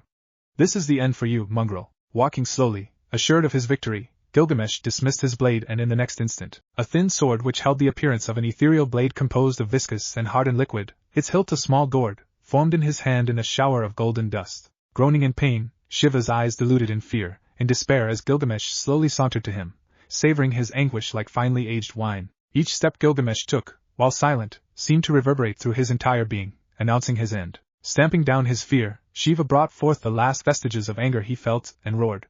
Why is it, despite your power, do you not take action? Are you really satisfied by the current status quo? This monotony, this boring world? Boring? Unfortunately, I do not find the world boring. The entire world is my garden until the end of time. The entire universe is my toy. I have not grown tired yet of such a vast playground. That is your own reasoning. An arrogant view you yourself hold of the world. A true leader has to seek progress. He has to create change. He has to be a visionary. He has to be unsatisfied with how the world is, and chase after his vision of how the world should be. He has to hold within himself a clear image of his version of a better world. I will have a world where the fallen angels reign supreme and domina dash, Shiva gurgled, as he choked on his blood. He was silenced and stopped from saying further as a blade was plunged through his chest, ripping out from his back and spilling angelic blood onto the ground. You talk too much, mongrel. Now begone from my sights like the worm you are, and sleep in the everlasting world of drunken illusions for the rest of eternity, filthy rat. Nuh! Shiva screamed, as he gradually melted, pieces of his flesh being forcibly converted to sludge, his skin burning and sizzling as if it were under an acidic onslaught. In an instant, the entirety of Shiva was a mere liquid, which were quickly sucked into the gourd Gilgamesh held, the gourd which previously held a blade. That blade, that accursed Sakagari Long's word. Screams echoed hollowly throughout the entire field. All was a fucked up body. We've captured Shiva and the sword of Shannara, said Gilgamesh. Let's get him back. Issei followed carrying Shiva on his shoulder like a potato bag. A few hours later, Gilgamesh walked into the main room of the mountain to see his fellow teammates awaiting his orders. Well done, even though you did not have to destroy the realm, but no matter, we have other things to attend to and I will be leading the team for now since Naruto will not be here. Until he kills or captures Loki. Aizen said true to his word, he is second in command even though he does not talk much. I have my own mission to attend to, said Zeref. To where? Asked Aizen. Zeref's eyes glowed. To the demon world. I think it's time for me to meet Trigon, said Zeref. To be continued. Gods ARC2. Demon vs. Demon. Zeref was now on Themyscira getting ready to go to Azarath. After being informed by Naruto, Zeref disappears in a black cloud. In Death Valley, California, Zeref appeared and walked to the very bottom. Time to get this over with, he said. He goes through some seal and a black portal opens and he walks in. In the dimension, he sees the monks getting ready for the confrontation with Trigon. Zeref walks to the leader's hut, awaits to be admitted. Azar walks out with a worried look on her face. You made it, said Azar. Zeref nodded his head. Is everything ready? Asked the dark mage. My best warrior and mystics will fight with you, said Azar. Naruto nods his head and walks to the assembled warriors. 2 hours after the preparations are complete, a red and black portal opens. A 12-foot red demon walks out. Finally I am free, shouted the demon as he walked to the temple only to get hit in the back by magic. He turns his head and sees several mystics attacking him. He smirks. Pathetic, he says as he fires a blast taking out the mystics. Trigon continues to walk temple but is struck by a dark spear, but it bounced off. Trigon turns around and smirks. Well, another nuisance, said the demon as he see a blonde-haired man with white robes and red flames on the hem and a green flex jacket. That is as far as you go, Trigon, said Zeref as he glared at the demon. Trigon smiles. How are you going to stop me? He asked, only to get sent back by a powerful force of wind. Trigon recovers and charges. As he is about to punch Zeref, the mage disappears in a black smoke. He reappears and slams a black ball into Trigon, causing him to skid a few feet, but regains his control and fires a black energy at Zeref. Zeref absorbs the attack, dissipates much to Trigon's surprise. You can't be the immortal dark mage? Asked Trigon, who is backing up. Zeref smirks. You tell me, demon, said Zeref as he gets his black sword. Zeref charged and trusted his sword, grazing Trigon on the side. Not bad, immortal. Now die, said Trigon as he fires a fireball. Zeref puts his hand out. Dead wave, said Zeref as the fireball disappears. Zeref gets backhanded by Trigon, sending him back while he drops his sword. Zeref opens his mouth. Dark pulse beam, shouted Zeref as a beam of darkness shots out of Zeref's mouth, hitting Trigon, making him grunt in minor discomfort. Trigon frowned. What are you planning, boy? Asked the demon. I am going to steal your power. Tiger strike, said Zeref as a lighting tiger appears in the sky and strikes Trigon, shocking him. Dark electricity is more painful, said Zeref as Trigon screams in pain and kneels with electricity surging around his body and his hands twitching in shock. Trigon starts to stand. You think you can beat me, immortal, said Trigon. Zeref turns around and punches Trigon. Come and get me, here is the target, said Zeref as he starts to run toward the temple while sending exploding bombs to damage Trigon. Hope everything is ready, thought Zeref as he sees the temple in the distance and runs to it. He gets there and sees the circle ink surrounded by the mystics. He looks sad. And are you sure you want to go through with this, Arella? Asked Zeref. The pale woman nods her head. Needs to be done. Trigon appears. It's time, said Zeref as he goes magic sign summoning. He shouts as black clouds show above. The smoke clears and a 10-story snake with 3 heads with snake arms appear. I need you to hold Trigon, said Zeref as he and Arella stand on the snake's back. Point towards Trigon as the snake's eyes narrow. What's the plan? He asked. Zeref is breathing a little hard. Hold him for 5 minutes so we can perform the sealing, said Zeref. The snake nods his head and charges up and lands in front of Trigon as the mystics draw a diagram around Rachel. The snake strikes Trigon, sending him toward the mystics. Zeref turns his head. Almost there. Unfortunately, this particular sealing need a soul as a sacrifice, said Zeref as he grabs Arella by the neck and throw her down into the diagram. Soul bind, shouted Zeref as the mystic starts to feel weak and her eyes close. Her body fades, leaving her white cloak empty as it falls to the ground. Trigon realizes what is going on. It tries to escape, but white and red beams surround him and latch onto his arms and legs and shrinks him as he then disappears into a black demon crystal. He gets out and sees Azar and the leaders of Azarath. What do you recommend we should do with the crystal? Asked Azar. Zeref looks at crystal in his arms and sighs. I will be taking it to a safe place, said Zeref. The leader nod their heads. It's settled, you can take it, and seen as a hero by the monks, said one of the leaders. Zeref bows his head. Thank you, but it is not needed, said Zeref. Zeref opens a portal and end up back in Death Valley in his world with a smile on his face. Thing might turn out different with this container, he thought. Zeref disappears in a black cloud. With Aizen. That's the 8-tails Jinchuriki, all right. He fits the description to a T. Not to mention I'm getting this feeling, thought Aizen. Are you the Jinchuriki of the 8-tails? The man looked at Aizen. That be, are you Lord 8-tails, sir, fool? Said the man. And who be wanting to know me? The rap in Killer Bee? Aizen continued to stare at the 8-tails Jinchuriki. Killer Bee. Why do I always get the weird ones? Aizen asked to no one particular. No matter, you must be captured. An evil grin as he took his blade off his right hip. Aizen before rushing at Killer Bee. The Eight-Tails Jinchuriki watched as Aizen reached him before swinging his blade down and striking Bee. Dirt and rock was kicked up from the force of the blow. As it receded, Aizen saw that Killer Bee had grasped the blade with both hands, effectively stopping it. What the dash? Asked Aizen. Killer Bee smirked. You thought I was weak? Like I was meek? Guess again, creep, said Killer Bee, and I'm sorry if any of Killer Bee's rhymes suck, but I'm not a poet, nor a rapper. As he stood up, using his physical strength, Bee took the blade and struck Aizen in the head, causing it to burst into glass within a few seconds. Aizen reformed. Why, you little bastard? That didn't work, but it hurt like hell, said Aizen. Bee, said a voice in Bee's head. What is it, Eight-Tails? Thought Bee. That man, you should be careful around him, he smells like death, said Eight-Tails. Bee's eyebrows rose slightly. You sure he looks fine to me, yo, thought Bee. It's been a while, but I'm positive that the man is a Shinigami, said Eight-Tails. F.A. show, said Bee. He then pointed at Aizen. You know who I am, but you wouldn't understand my reason for why I'm here to capture you, said Aizen as he slid his katana out. You ain't gonna be capturing me because it just ain't meant to be, said Bee as he hurled the executioner's blade at Aizen. The Shinigami quickly jumped left to avoid the blade before looking up and going wide-eyed as he saw Killer Bee coming down at him from above. I float like a butterfly, but I sting like a killer bee. Bee shouted the last part as he slammed into Aizen, causing an explosion of rock and dirt. When the dust cloud settled, it revealed Bee to be standing over a fallen Aizen. You weren't much. Now I can go have my lunch, said Bee. However, his eyes widened as he saw Aizen suddenly disappear in a shatter of glass. The fuck, thought Bee. He then quickly turned around only to be struck in the jaw by a jaw-shattering punch that sent him flying back several hundred feet before skidding to a stop. Sitting up, Bee looked toward the cause to see Aizen with his left fist extended out, but his left eye was gold with triangle pupil and the area around his eyes were green. Is that all the Eight-Tails Jinchuriki has to offer? Asked Aizen. Demon Eye mode? Bee grunted as he stood up. So he has access to the Demon Eye mode, huh? Guess I'd better stop fooling around, or I'll end up the fool, you fool, thought Bee. He then proceeded to unsheath all 8 of his swords and, using every free part of his body, wielded all 8 at once. Aizen quirked an eyebrow. Behold the master of the 8-sword style. That be me, the Rappin' Killer Bee. We, said Bee before rushing at Aizen. Grasping his katana firmly, Naruto raised his sword in time to parry a blow before the two opponents began running around the battlefield at high speed as they clashed. Aizen and Killer Bee came to a stop in the middle of the battlefield. Aizen was panting as his Demon Eye mode ran out. Fuck. I didn't have enough time to gather enough power for a prolonged battle with this guy. On top of that, I do not have time to play around. Guess I don't have a choice, thought Aizen as he closed his right eye. Bee watched Aizen with a quirked eyebrow. What's this fool planning to do, thought Bee. He watched as Aizen's right eye opened to reveal that his pupil had shifted into white and looked like a broken mirror. Illusion, thought Killer Bee. Reality. Aizen watched with a satisfied smirk as Killer Bee collapsed on the ground. Deactivating his eye, Aizen walked over to the Eight-Tails Jinchuriki. Good. Now with the 8 tails captured, I can get to the hidden leaf and execute the elders, thought Aizen. However, blood gushed out of his chest as Bee slammed his arm into Aizen. Lariat! Shouted Bee as Aizen was blown back several feet before landing on the ground and skidding to a stop. Fool, you fool. Genjutsu can be broken if you have a partner to disrupt your chakra flow. My partner is the 8 tails sealed inside me, said Killer Bee as his skin began to peel away and red chakra began bubbling out of him. Genjutsu is useless on a Jinchuriki who has control over his tailed beast. Get ready to feel the sting of the Rappin' Killer Bee.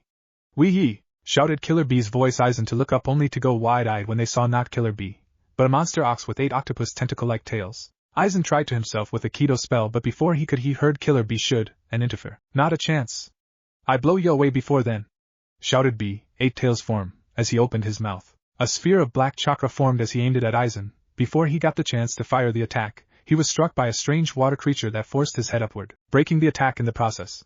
Looked at the creature only to see that it was water monster floating in the center. Killer was about to question himself further before he heard a loud gasp and looked down to see Aizen, fully healed, gasping for breath. Relief washed over the brown-haired man. Damn, I guess I have no choice but to use that, thought Aizen as he activated his Demon Eye mode. Before Aizen closed, his blood leaked out of his right eye before he opened it, to reveal that it was bloodshot. Inferno blade cut, shouted Aizen. Suddenly, Killer Bee was shrouded in black flames that began to burn him alive. Bee screamed out in pain. Lashing out with one of his tails, Bee attempted to strike, but Aizen quickly used his Kido, charged with lightning energy, to cut the tail away. Thrashing about, Bee fell back into a large lake before going under. Aizen covered his right eye as he waited to see if Bee would resurface. After a few minutes, Bee's burned body resurfaced.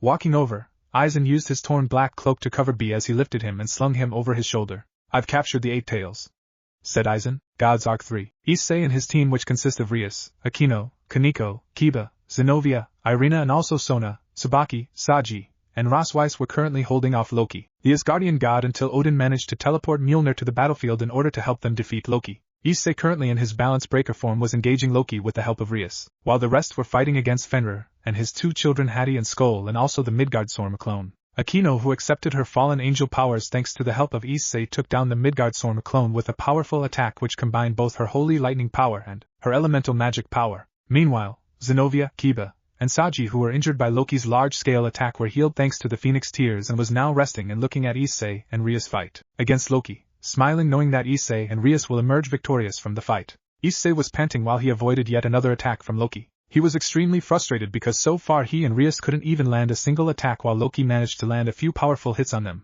injuring them in the process. It's not working. We can't even land a single attack on him. If we keep going like this, we will die. Issei, who was clearly frustrated, said to Rias. Well, right now we need to hold Loki off until Odin-sama managed to teleport Mjolnir here. Rias replied, bothered by that as well. Issei was about to launch yet another attack on Loki when he saw something attaching itself to Loki. What the heck is that? Issei said, not knowing what the thing that was holding Loki's leg was. Really, Haidu? That's what you say? You should be thanking me for saving your ass, Saji shouted to Issei. Oh, that was you, Saji? Thanks for the help, Issei said thankfully, smiling to his friend and rival that came to his help. Okay, now I am going to send you back to where you came from, you war freak god. Issei shouted at Loki, happy that he now had a chance to hit him. Dragon shot, Issei said with a triumphant smirk on his face while launching his attack on Loki. Ah, you dare to hurt me, you devil weaklings? I who is a god? Now you should feel my wrath. The now damaged Loki started to say, but before he could finish his sentence a magic circle caught his attention. A magic circle from Asgard appeared and from it emerged Mjolnir in its full glory. Loki looked at the magic circle first with curiosity, wondering who his father sent to help in the fight against him, until his eyes suddenly widened while also frowning when he realized what it was that came out of the magic circle. Mjolnir? Loki said, shock evident in his voice, but before he could do anything else Rosweiss suddenly appeared next to Rias and Issei. Message from Lord Odin, if the Red Dragon Emperor is there, leave it to him, Rosweiss said. Me? I don't think I will be able to do this, Issei replied, surprised by what Rosweiss said and also unsure if he will manage to do this. Don't worry, Issei. I know you'll do this, I believe in you, Rias said, trying to encourage her adorable servant. Issei just smiled and nodded before he dashed toward the hammer in an attempt to grab it. Everyone is counting on me to do this, so I better pull this off or I won't be able to confess to Bucho and the girls. I need to keep Bucho and the rest safe so I could achieve my dream of becoming the harem kind. Issei thought, determined, which was quickly replaced by panic when he thought about something he hadn't thought about before. I don't know if I'll be able to even lift that freaking huge hammer, let alone attack with it, Issei contemplated, starting to panic when he realized that he might not be able to even lift the hammer. Don't worry, partner. All you need to do is boost a few times, and you will be able to lift the hammer, Drake told him, clearly knowing what to do. Issei acknowledged what his partner said and did not respond. Boost. X5, Drake's voice echoed through the battlefield. Hearing this, Issei's team smirked. They were certain that Issei will manage to win against Loki without a problem now that he got Mjolnir. But their smirks vanished and looks of pure horror replaced it when they saw what just happened. Here I go! Issei shouted eagerly while reaching for the hammer, and was about to grab it when suddenly he was bitten by something large, piercing his armor and body in the process. Issei, who was now forced out of his balance breaker form, was violently thrown into a cliff. Partner! Are you okay? Drake roared through the gauntlet in worry for his partner, who was badly injured. Issei, who by now was already in the bottom of the cliff lying on the ground lifeless, suddenly heard the person he loves the most shouting his name in panic. Issei! Hang in there! Issei, Rias said, tears starting to form in her eyes. Be Bucho, Issei said, struggling to cling on to his life. I'm sorry, Bucho. I failed at the most important moment again. I wasn't able to protect the rest. Issei continued sadly that he failed in his mission to win against Loki and protect his friends. Don't speak, Rias replied with a voice full of dread. Bucho, please run, Issei replied to her, wavering. No! If you die, I won't be able, Rias replied with a voice full of sorrow, with tears now flowing from her eyes. Suddenly Issei tried to reach with his hand toward Mjolnir but failed. Hammer the hammer, Issei said. I see, please stop, Rias said in sadness. No, Bucho, I swore to protect you and the rest. I failed. I am sorry, Bucho, I didn't even get the chance to say that I lo. Then he was gone, lying lifeless in Rias' hands. Rias gasped when she saw Issei lifeless in her hands. Then she let out a scream full of anguish and agony. Isci. No. The rest of the team stared at the lifeless body of Issei, appalled and with horror clearly written on their face from what happened. They were all sobbing from the loss of their friend. Loki was smirking while looking at the events that transpired. He was now sure that now with the Red Dragon Emperor dead, no one will interrupt his plans to start Ragnarok. That is until he saw a magic circle and out of it came the White Dragon Emperor followed by another Nekomata with a busted figure with black hair and a kimono, and also a blonde man with glasses with a powerful his hand. Loki, who was now immensely annoyed, cursed at his bad luck. He never thought he will have to fight with both of the heavenly dragons. Damn it! I never thought that the White Dragon Emperor will appear. He should be no problem to someone like me if I wasn't exhausted from my fight with these devils. Vala with the addition of Kuroka and Arthur appeared on the battlefield. Okay, he should be here, Vala said while moving his head to the side searching for something. Found it. Naya, Kuroka playfully said while pointing at Fenrir. Vala nodded and entered his balance breaker form. Vanishing Dragon Balance Breaker. Albion's voice echoed through the battlefield, surprising everyone. The devils were looking at Issei's lifeless body when they heard Albion's voice and turned around to see Vala and his team. Vala? They all said in wonder and confusion except for Kaneko. Kuroka ne-sama, why are you here? Kaneko asked, frowning, fearing her sister came to take her. Don't worry, Chiron, I am not here for you, Naya, Kuroka playfully said to her sister. With a playful smirk on her face. Then why are you here? Kaneko replied, wondering what her sister was here if not for her. For that, Kuroka replied while pointing her finger at Fenrir. Kaneko was going to ask her sister what they wanted to do with Fenrir, but before she managed to speak a loud howling was heard. They all looked in the direction of the noise only to see Vala holding a chain attached to a collar around Fenrir's neck. And to everyone's shock and bewilderment, Loki was now lying on the ground unconscious. Kuroka, let's go, I got Fenrir, Vala said to her. Naya, that was quick, Vala. I barely had time to talk with my sister, she replied, cocking an eyebrow in surprise at how quickly Vala managed to capture Fenrir before she went to Vala, who was visibly bothered by something, and Arthur. See you later, Chiron, Kuroka shouted to her sister before teleporting away. After Vala and his team disappeared, everyone was still wondering why they were here and what they wanted to do with Fenrir, but they were most surprised by how easily he took out Loki even without Mjolnir's help. They were all deep in thoughts until a sound of sobbing snapped them out of their thoughts. They all looked and saw Rias, who started to sob again, her head in Issei's shoulder embracing him tightly. I see. My adorable servant, why did you leave me? We still had things to do together, Rias said, stuttering a bit while crying. I can't deal with this. I don't think I can live anymore now that you are gone, she continued. Rias, Aquino said in a soothing tone, trying to comfort her friend, but she as well felt the same as her. I love you. We love you. Me, Aquino, Asia, Kaneko, Zenobia, Rias said, confessing her feelings to the now deceased Issei Hayadu. The girls were quiet, but they all agreed with what she said. They all truly did love him. Suddenly Loki started to release a powerful aura, his power of chaos starting to flare up. Fuhaha, his attempt to kill me futile, I'm a god, mere devils like yourself are nothing, now you will die. Both Aquino and Sona looked at him in fear while the rest were just staring at him with wide eyes. I see. I cannot deal with you leaving us. I don't think I can continue to live anymore when the person I love dearly is dead. Rias, who by now stopped crying, said with a voice that sounded a bit unsure. Everyone looked at Rias, astonished by what she was saying. Yes, cry for that pitiful devil, but don't worry, you all will be joining him soon enough, Loki said as he held up his arm with his palm facing the sky. A white and blue aura start spinning around his palm and biomes bigger by the minute until it became the size of a mansion or big house. Rias, Aquino, Kaneko, Kiba, Zenobia, Irina and also Sona, Tsubaki, Saji, and Rosweiss could watch only in horror as the blue and white ball hurled straight for them. Now die, devil scums! Loki shouted, devastation ball. All they could do is wait for the deaths and close their eyes waiting for the impact. Boom! Loki suddenly had an enlightened expression on his face as it fell down to see there was a shield protecting the devils below with a frown on his face, as a demented growl escaped his lips. I don't understand, nobody could have stopped that attack. Who th? Loki of son of Odin, the voice asked from far away. Rias instantly turned back to face the new voice. Who's there? Rias, Aquino, Issei, Asia, and the rest all turned back to see who was the one who said that. As they turned to see Naruto standing on a cliff with a bored expression, hands in his pockets. Naruto, Kyu and Irina cried out as she looked up to him. What are you doing here? She asked as Naruto looked at Irina and smirked. I came to collect a piece of trash, Naruto said as he looked at Loki. But it seems you are in deep trouble, huh? He commented as Loki narrowed his eyes. So weak, Loki said arrogantly from the sky, sensing Naruto's level power. Do I really seem so weak to fight me? A soft laugh escaped his lips as he shook his head. No matter, you are all gone, vanish in a few minutes and all of you will be dead. I'm sure that will teach Odin not to underestimate me next time. Loki placed his hands on his hips as he chuckled, looking down at everyone with glaring condescension. Naruto did not bother looking at him as he scanned below at the damaged devils before he saw something that caught his interest, the body of Issei, which was dead. The Red Emperor Dragon did not last long, pitiful Acnologia stated with amused tone. Naruto frowned. This is a problem, it hinders our plans, without him it won't work. Sigh, that kid just had to make shit more difficult. No worries anyway, just a small problem. Naruto's eyes widened. Trash, you think I am weak? You are mistaken.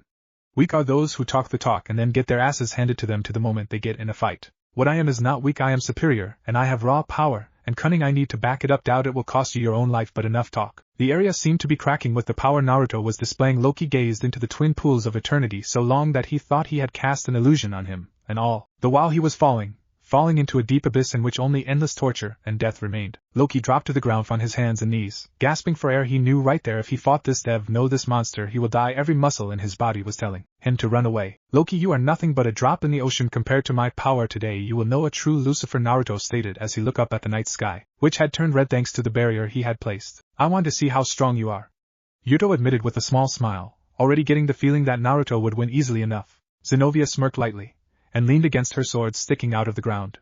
She was having doubts that she would have to do anything at all with Naruto here. Of course she was wondering why he didn't have his wings out. Why aren't your wings out? Akino asked after a moment, and Naruto closed his eyes. I only use my wings when I am about to fight someone who is stronger than me, Naruto said without even a hint that he was lying. Play music, Papa Roach last resort. Watch closely partner, you are about to see how a dragon god fights even when holding back, Acnologia told the devils with a slightly serious expression. The devil's eyes widened when Loki summoned a strangely shaped javelin of pupil aura that had white rings around the middle of the dark attack. He lazily flicked it at them instead of Naruto, and they were about to move out of the way before Naruto pointed a hand at them. Dark Pulse Destroy. Naruto spoke smoothly as a dark energy wave destroys the javelin-shaped spear of the attack exploded and created a crater in front of them, but the barrier held strong. The barrier dissolved on its own now that the job was done, and Loki smirked at Naruto. So you have the power of Hell Emperor. I wouldn't want this to be too easy, Loki said, and Naruto smiled for a moment. Loki coming here alone was something that he was pretty sure didn't happen. The guy always had a backup hidden somewhere, even if he didn't use it right away. His eyes shifted slightly to the ground, and his eyes closed when he saw many wolves on the ground. They were just waiting to be killed. He uses hell magic? Yuto said with a good amount of shock over that. Hell magic was the hardest subsection of magic to learn, simply because with it you have to have amazing power and imagination to use it. Then there's the skill itself required to use it without a wand or staff to help control the power, which meant that Naruto was an expert. Los Lobos, Naruto said when they saw black blood hit the ground in front of Naruto, before they saw the bored look on his face. Loki noticed as well, and he was visibly worried for a second. Once the blood stopped, Naruto held his hand out over the blood spots on the ground, and looked at Loki. I am gone, drown you in the bloods of abyss, Naruto stated with a bored. Loki scoffed at Naruto, before throwing a thunderbolts at Naruto. Naruto held his hand to the side, before a dark disc appeared in it. Moving his hand in front of him, the disc absorbed the bolts while glowing in size to the small car. Hell's reflection, Naruto said calmly, and everyone looked alarmed when the black blood Naruto had shed earlier started to float into the air. The blood started to circle around each other, before becoming larger and gaining more energy out of nowhere as they multiplied. Soon energy was circling around Naruto, while being about the same mass as a small house. The energy changed shape constantly, before it settled for the black wavering form of a long snake with horns, mouth open. The snake created from blood took the disc into its mouth, before the head of the blood-based creature started to go after Loki. Loki went up into the air, but the snake just chased went down. Let's see how the pets handle my power.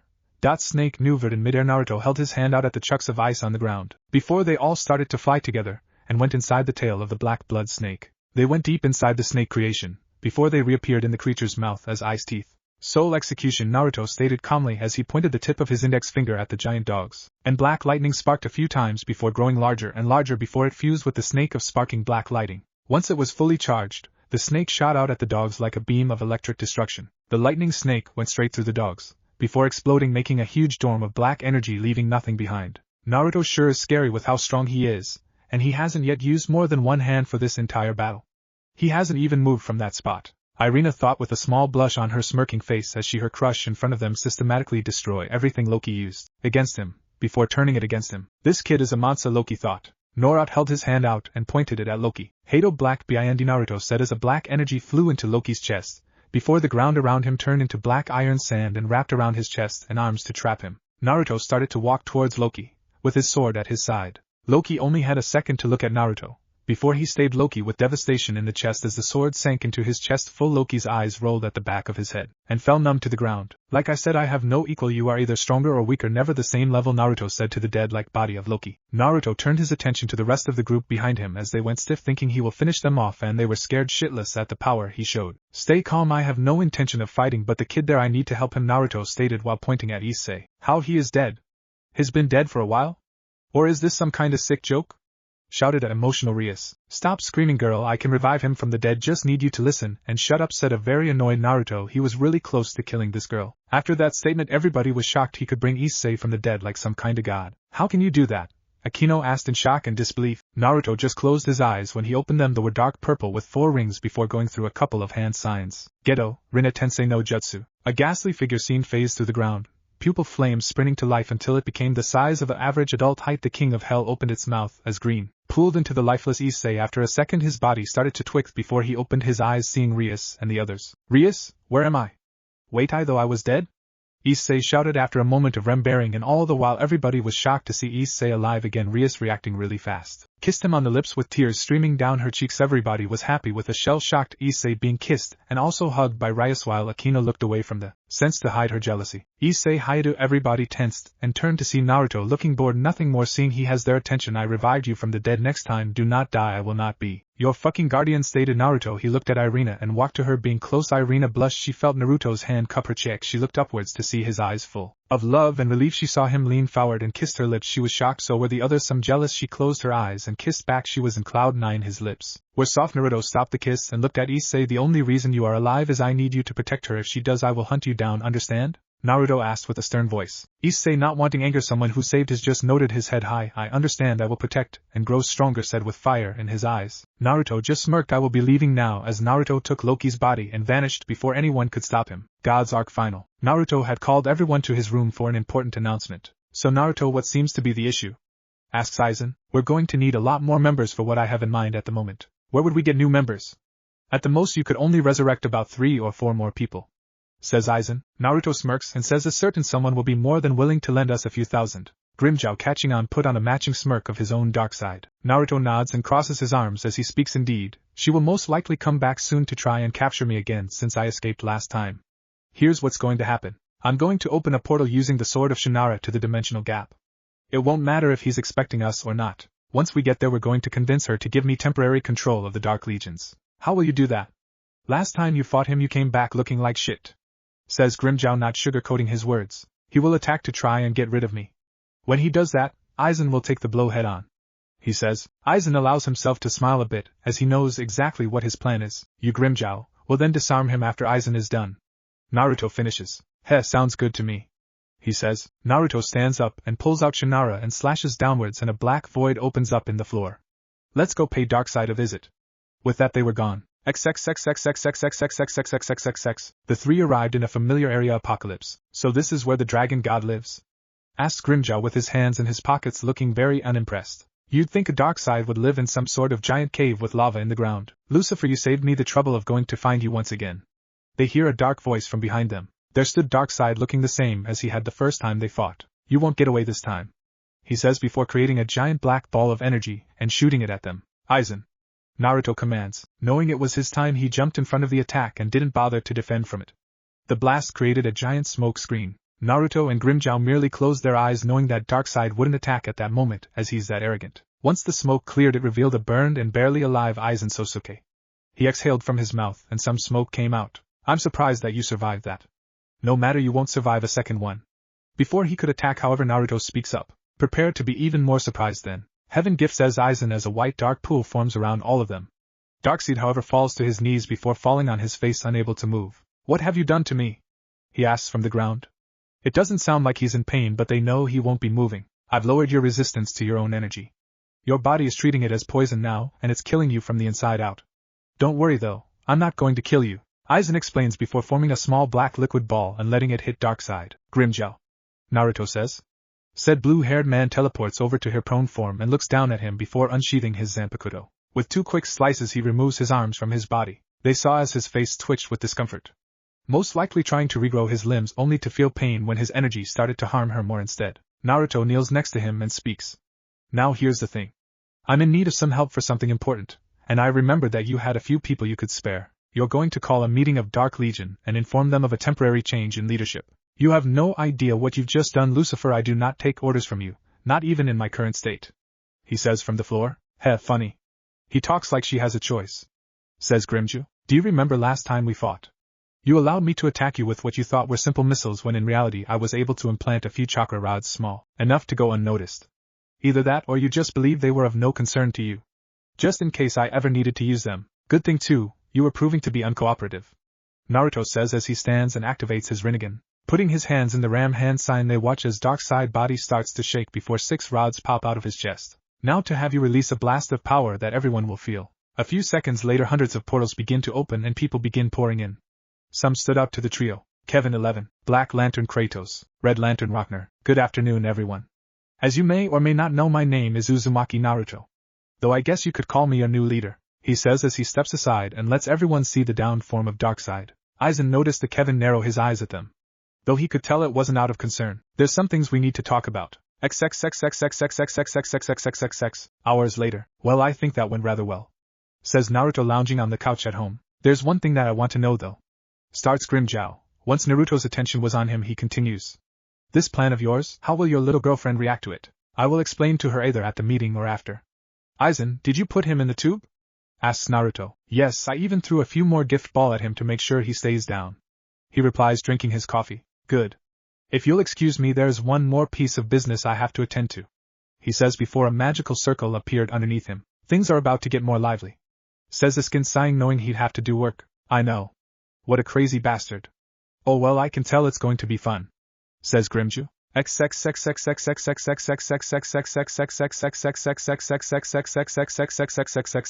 Virgil and Yamato Hatsuin had entered the realm of Makai. So that's it, huh? Asked Virgil as he looked at the massive tower hovering over a city that was covered in mist. The city itself was fairly large, and he could only see a part of it due to the mist that covered most of the sprawling mass of buildings, which meant the city was much larger than it appeared. The only thing that he could really make out was the tower, a large spiraling mass of stone and mortar that looked like your stereotypical evil dungeon, with sweeping staircases and buttresses of all kinds on outside, along with several large, pointed towers and statues of various animals that Virgil could not recognize. So damn thing is in there? Yes, answered Virgil as he too looked out at the city. That city is called the City of Ghosts and Apparitions. The castle above it is called Maze Castle, and is the fortress of the 4 Saint Beasts. Most of the demons living in the city are small-time, E to C class. However, the 2 Saint Beasts are said to be more powerful. How do you know about these 2 Saint Beast guys anyways?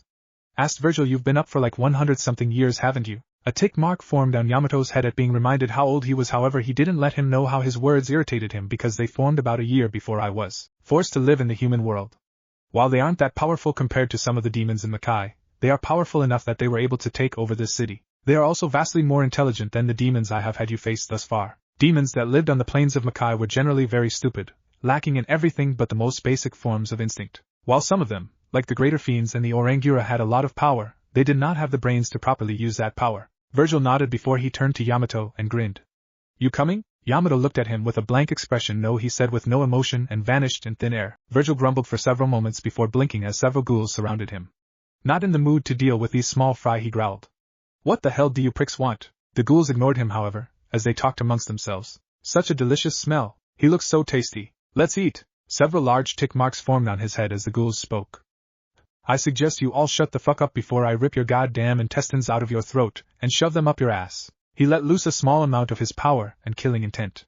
Small being a very relative term. What Virgil did was release around maybe 10% of his power and killing intent. However, 10% of his power was on class with an B-rank demon, and therefore much more powerful than anything these ghouls had likely ever come across. Therefore it was no surprise when the moment he unleashed his power, the ghouls hightailed their asses out of the blonde's vicinity. Virgil snorted before going on his way, grumbling about asses and dickheads and how they were going to regret leaving him alone the whole way. Meanwhile, within the maze castle, Virgil's presence did not go unnoticed. It's been a while since we've had a visitor. Who cares? There's only one of them, and he hardly has any power to him. He's not even worth our attention. What say you, Master Suzaku? Bayako is correct. A single demon with only enough energy for a D rank? I doubt he could even make it past the front door. So this is Maze Castle up close, huh? Virgil snorted. How quaint. He began walking closer to the entrance, but only made it a few steps before being approached by a strange creature whose purple body consisted of a single eyeball centered between 2 bat wings. Welcome to Maze Castle. The one who wishes to enter this castle must first be tried by the gate of betrayal, announced the creature. Trial? Asked Virgil, tilting his head from side to side as he looked at the creature. What trial? In answer to the blonde's question, the creature darted over to a switch on the side of the wall, causing the ceiling above them to fall down. Virgil frowned as he raised a hand and held the roof from collapsing on him. I hope this isn't the trial. If so, then I want my refund. This place sucks. This door is very sensitive and quite tricky. It is able to detect the strength of the people supporting it and apply the greatest pressure possible without crushing them outright. The creature said in what Virgil assumed was a smug tone. Just listening to the creature pissed him the fuck off. As soon as one person slacks, it will then completely fall to the ground. If one person betrays the rest and escapes, the rest will be crushed. If everyone remains, eventually you will tire, and you will all be crushed. Only betrayers have the right to enter this castle. So who's going to live and who's going to die? Ha ha. Did you forget I'm a lone cocksucker? Asked Virgil. The silver-haired cocked his unused hand back. He channeled a little power into his fist, not enough for anyone to see or even feel the energy, but enough for what he wanted. Virgil smashed his fist into the ceiling and unleashed the energy he had channeled into it. There was a small shockwave that was sent out from his fist hitting the ceiling. Cracks and fissures began to form, running along the surface. Then the entire ceiling exploded in a shower of debris. The shocked creature didn't even have time to do more than widen its eyes before Virgil grabbed it in his hand and squeezed. Gross, demon guts, Virgil said after popping the creature like a balloon. He shook the juices and entrails from the crushed creature off of him. He looked around for a moment and grunted. This is so boring. I hope this lame-ass trap isn't conducive to the rest of the castle. He sighed. Whatever, might as well get this shit over with. He managed to pass the fate of betrayal. Seems this child is stronger than we thought. What should we do, Master Suzaku? Do not worry, Sarayu. This only means we'll have a little more entertainment for the time being. The boy is a fool if he thinks he has what it takes to storm this castle on his own. Someone go down and play with him. Ha! This stupid thing thinks he can come in here all by himself and defeat us. I'll crush him where he stands. No, I shall show this fool the true perils of Maze Castle. The mighty Genbu shall bring you his corpse to you immediately. I shall stick his head on a pike at the top of the tower as a message to all those who would oppose us. Ha ha, this place was a maze, Virgil grumbled. He had been walking around the winding passages for over half an hour, searching for a set of stairs that would lead him to the next level with no luck. God damn it! When am I going to get to fight anyone? Looks like someone seems rather eager to die. Ha ha! A raspy voice bellowed out. Finally, I was wondering when one of you idiots would get here, Virgil said. I've been getting terribly bored. You've got some guts, punk. Take the door on your right and I shall show you just how out of your league you are, the voice commanded. The silver-haired grinned. You won't be saying that after I rip your tongue out, exclaimed Virgil as he slammed open the iron double doors. The room was illuminated only by a few torches, while the majority of it remained hidden in darkness. In the back, a spiraling stairway leading upwards could be seen. Virgil sighed as he tried to peer into the darkness with no success. He still didn't have a grasp on enhancing his senses as it took far more control than he currently had. Thinking of a better way to get some light, channeled some yuki into his hands and created a ball of flame. Holding out his hand, the flame flew towards the ceiling, lighting up the rest of the room. Virgil blinked as he got sight of the rather large beast before him. The mammoth-sized beast was composed entirely of rocks. He had turtle-style shell protecting his back, spikes on top of his head, and a long stone tail hanging out behind him. Welcome, trespasser. Ha! Laughed the creature. Virgil had a deadpan look on his face. I'm going to be fighting a fucking rock? Are you kidding me? I am Genbu of the Four Saint Beasts. Genbu told him, seemingly ignoring the insult.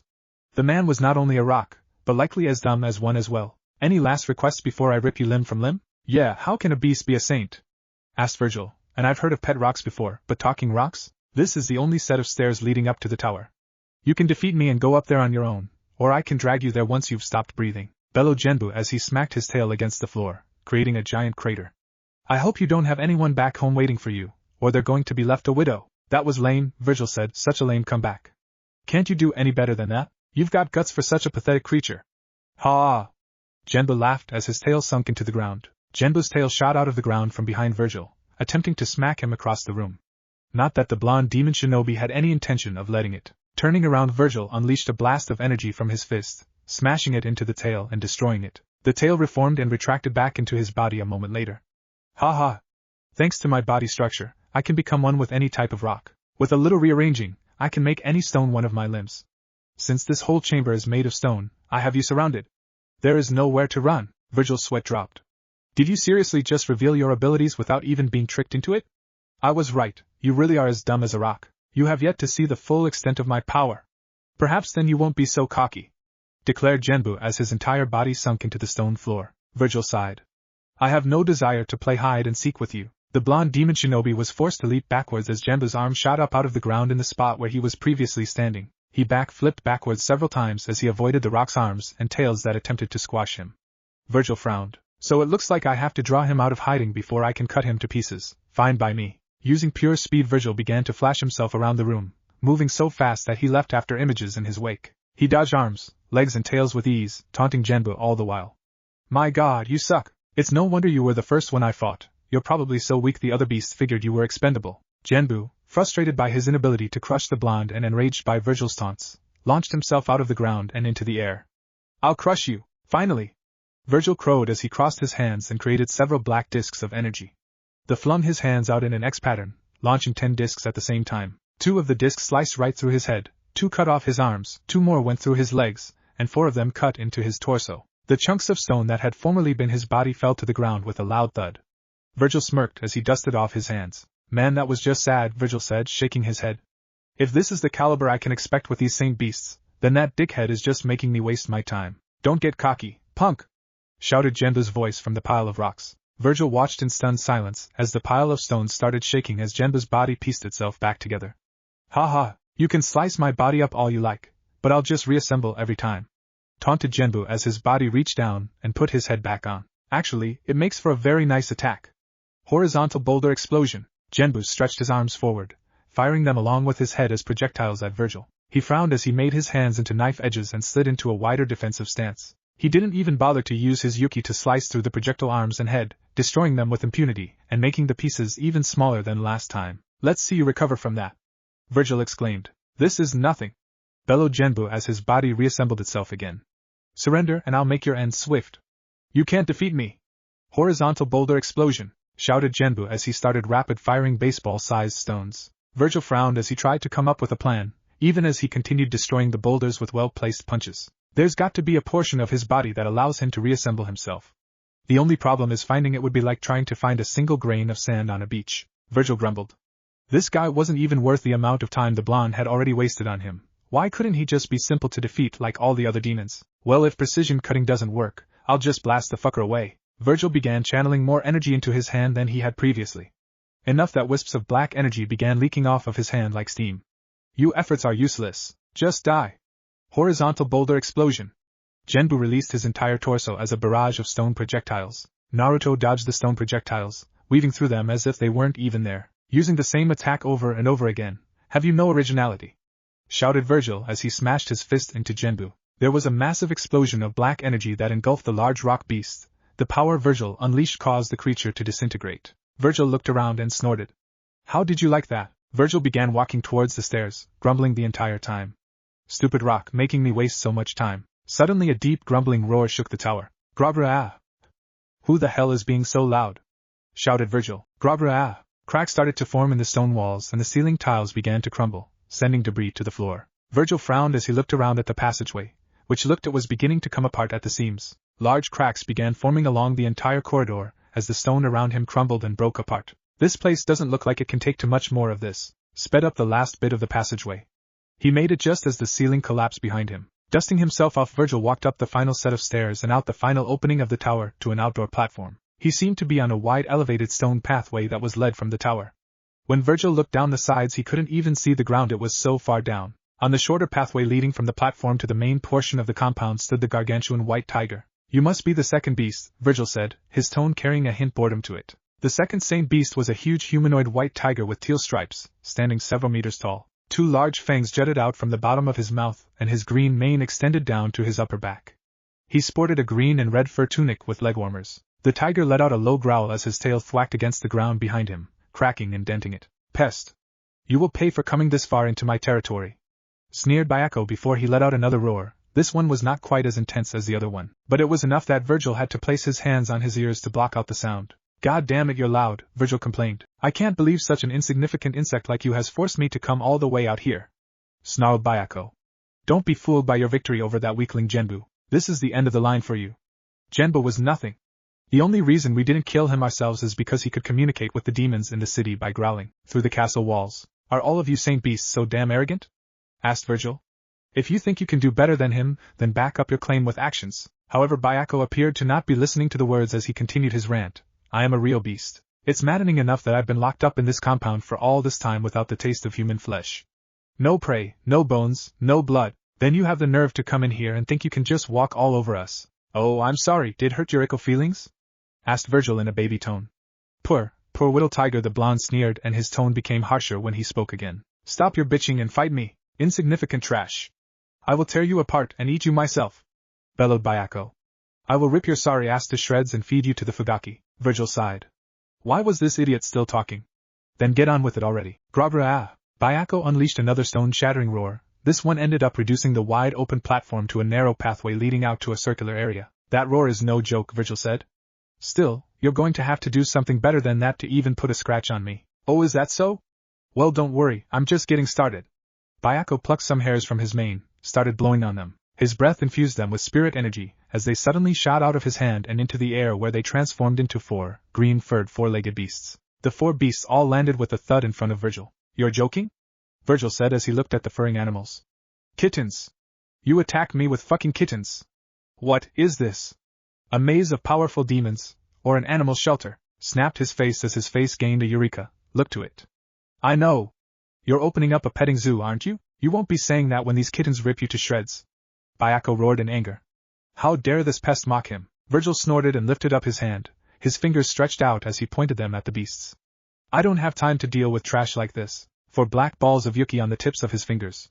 As the beasts jumped, Virgil unleashed his Yuki, shooting the 4 energy balls right at the beasts. They struck the creatures, exploding on contact and defeating the beasts with ease. Smirking, Virgil looked at the shocked Bayako. Is that all you've got? Bayako growled in frustration. You will not make a mockery me. You are my prey. You make me so angry. I'll kill you myself. Virgil rolled his eyes. Then get your hairy ass down here, kitten. We'll see who kills who. Fool! Yelled Bayako as he leaped from his position and landed down on the platform with a massive thud. Virgil let off a whistle of amusement. Would you look at that? You're even bigger up close, but you could stand to cut back on the cold cuts. Those little Yuki balls of yours won't be enough to defeat me. If that's all you've got going for you, you're done for, bellowed Bayako. Virgil gave Bayako a vicious grin as he held out his hand, palm pointed towards the giant tiger. Who said that was all I've got? That was one of weakest attacks. A black orb of Yuki formed in his hand and was soon launched towards Bayako. The ball smashed right into the giant tiger, exploding, sending Bayako and the large slab of stone hurtling down to the ground below. Sorry, but I don't have the time nor the inclination to play with a loser like you, Virgil said as he began walking off. As Virgil continued walk down the passageway, he was forced to stop as Bayako's booming laughter made the entire area shake. Out of instinct, he channeled chakra to the bottom of his feet so he wouldn't stumble. Then came the roar. Damn it! This guy is beginning to seriously piss me off. Virgil shouted the last bit at the end. He would admit to being impatient. Virgil did not like it when he was annoyed by those weaker than himself who just wouldn't give up, a trait he had gained within as he came more and more into his demonic heritage. As a demon, he not only had a lot more pride than he did as a human, he was also quite a bit more arrogant, a trait that was very common among demons, especially newer ones like him. It was not a particularly good trait, even if a part of it was warrant given Virgil's power. I'm not that easy to dispose of, fool. You are turning out to be very interesting prey, bellowed Bayako, and you're proving to be an extremely annoying little shit, relatively speaking of course, Virgil said. Silly fool. As reward for your battle prowess, I'm inviting you into my lair, a room of hell, declared Bayako. So you have a room of hell while living in hell? Asked Virgil, scratching the back of his head. His annoyance forgotten and replaced with confusion. How does that make sense? Shrugging the question off, it wasn't like Bayako was going to answer anyways. Virgil made his way to and then through a large iron double door that led to rocky tunnel. The tunnel ended at a massive cavern, where the bottom of said cavern was filled with lava and had several small stone platforms shooting up out of the lava littered the room. In the center of it all was Bayako. Well, isn't this a cute little setup? Virgil commented as he looked around the cavern. However, I think you're missing the damned souls that one would find in hell. And where is the boat that's supposed to ferry the souls of the damned? And isn't there supposed to be a Cerberus guarding the gates of hell? You, my friend, obviously don't know what hell is supposed to be like at all if you think this pale imitation compares to hell. Bayako let out a booming laugh. You've got some guts, brat. So how shall we do this? Want to try and come at me, or do you want me to come to you? Either way is fine with me. Virgil rolled his eyes. As if that didn't just scream deception right there. Well, it's not like anything you can do will hurt me anyways. Alright, kitty cat, let's rock. Virgil leapt into the air, flinging 2 black Yuki discs at Bayako that sailed through the air with a loud buzzing noise. Bayako didn't seem worried, however, as he clasped his throat with both hands, and started the beginning of what appeared to be another stone-shattering roar. However, a surge of energy pulsed around his body and he fired a green energy blast laced with black lightning from his mouth. The blast smashed into the energy discs and vaporized them. Virgil was forced to quickly jump to another platform, as the one he landed on was also destroyed by the blast. The thing that got Virgil's attention was the platform wasn't just destroyed, it disintegrated. You like it? Asked Bayako with a smirk. That's my tiger screen blast. It turns everything it touches into a pile of ashes. It's not bad, Virgil admitted. But it's still pathetic. What? Bayako roared in anger. Yeah, that was a pussy blast, Virgil said. He grinned as he held up his hand and more energy began to coalesce into his hand. Though I suppose I shouldn't expect much from a pussy cat like you. Let me show you how a real demon uses his yuki. Virgil fired a ball of black and red energy from his hand. The ball was smaller than the last one he had sent. With a diameter of only 3 inches, it looked a lot more compressed than his energy ball. It crackled with energy, the discharge of which tore up several of the pillars it passed as it flew over towards the large cat. It was too fast for Bayako to dodge, and not for lack of trying, as even he had reason to fear the amount of energy that attack was emitting. The ball of compressed yuki smashed right into his face.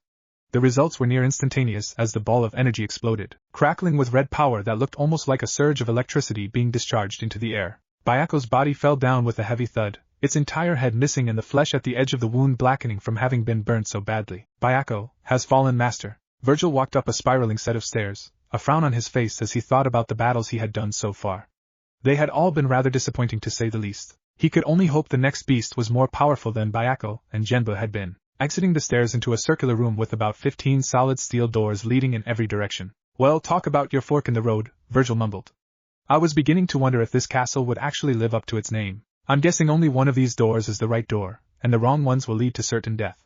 Slightly cliché and a little boring, but I guess it's better than nothing. When he opened the doors, it had a white floor with black ruins all over. The walls were painted blood red, or it was blood. He really did not care. What got his attention was a white gem shaped like a diamond, Sim's logo gem, in the middle of the room, which was floating in the air. Finally, the gem of Tengaka no Saikatsu. With one touch it can suck a person's energy or life force and give to the user for his own benefits, but it can only be used once a month. No matter, my mission is complete. Better take it and get going so I can kill that dickhead, Virgil ranted to himself before sealing away the white gem and teleporting back to his king. What if Naruto was Black Dragon in high school DxD? And thanks for watching my video till the end. If you enjoyed this content, then do consider subscribing to my channel, and leave a like if you guys need the next part. Comment down, and thanks for watching the video, and see you guys in the next video.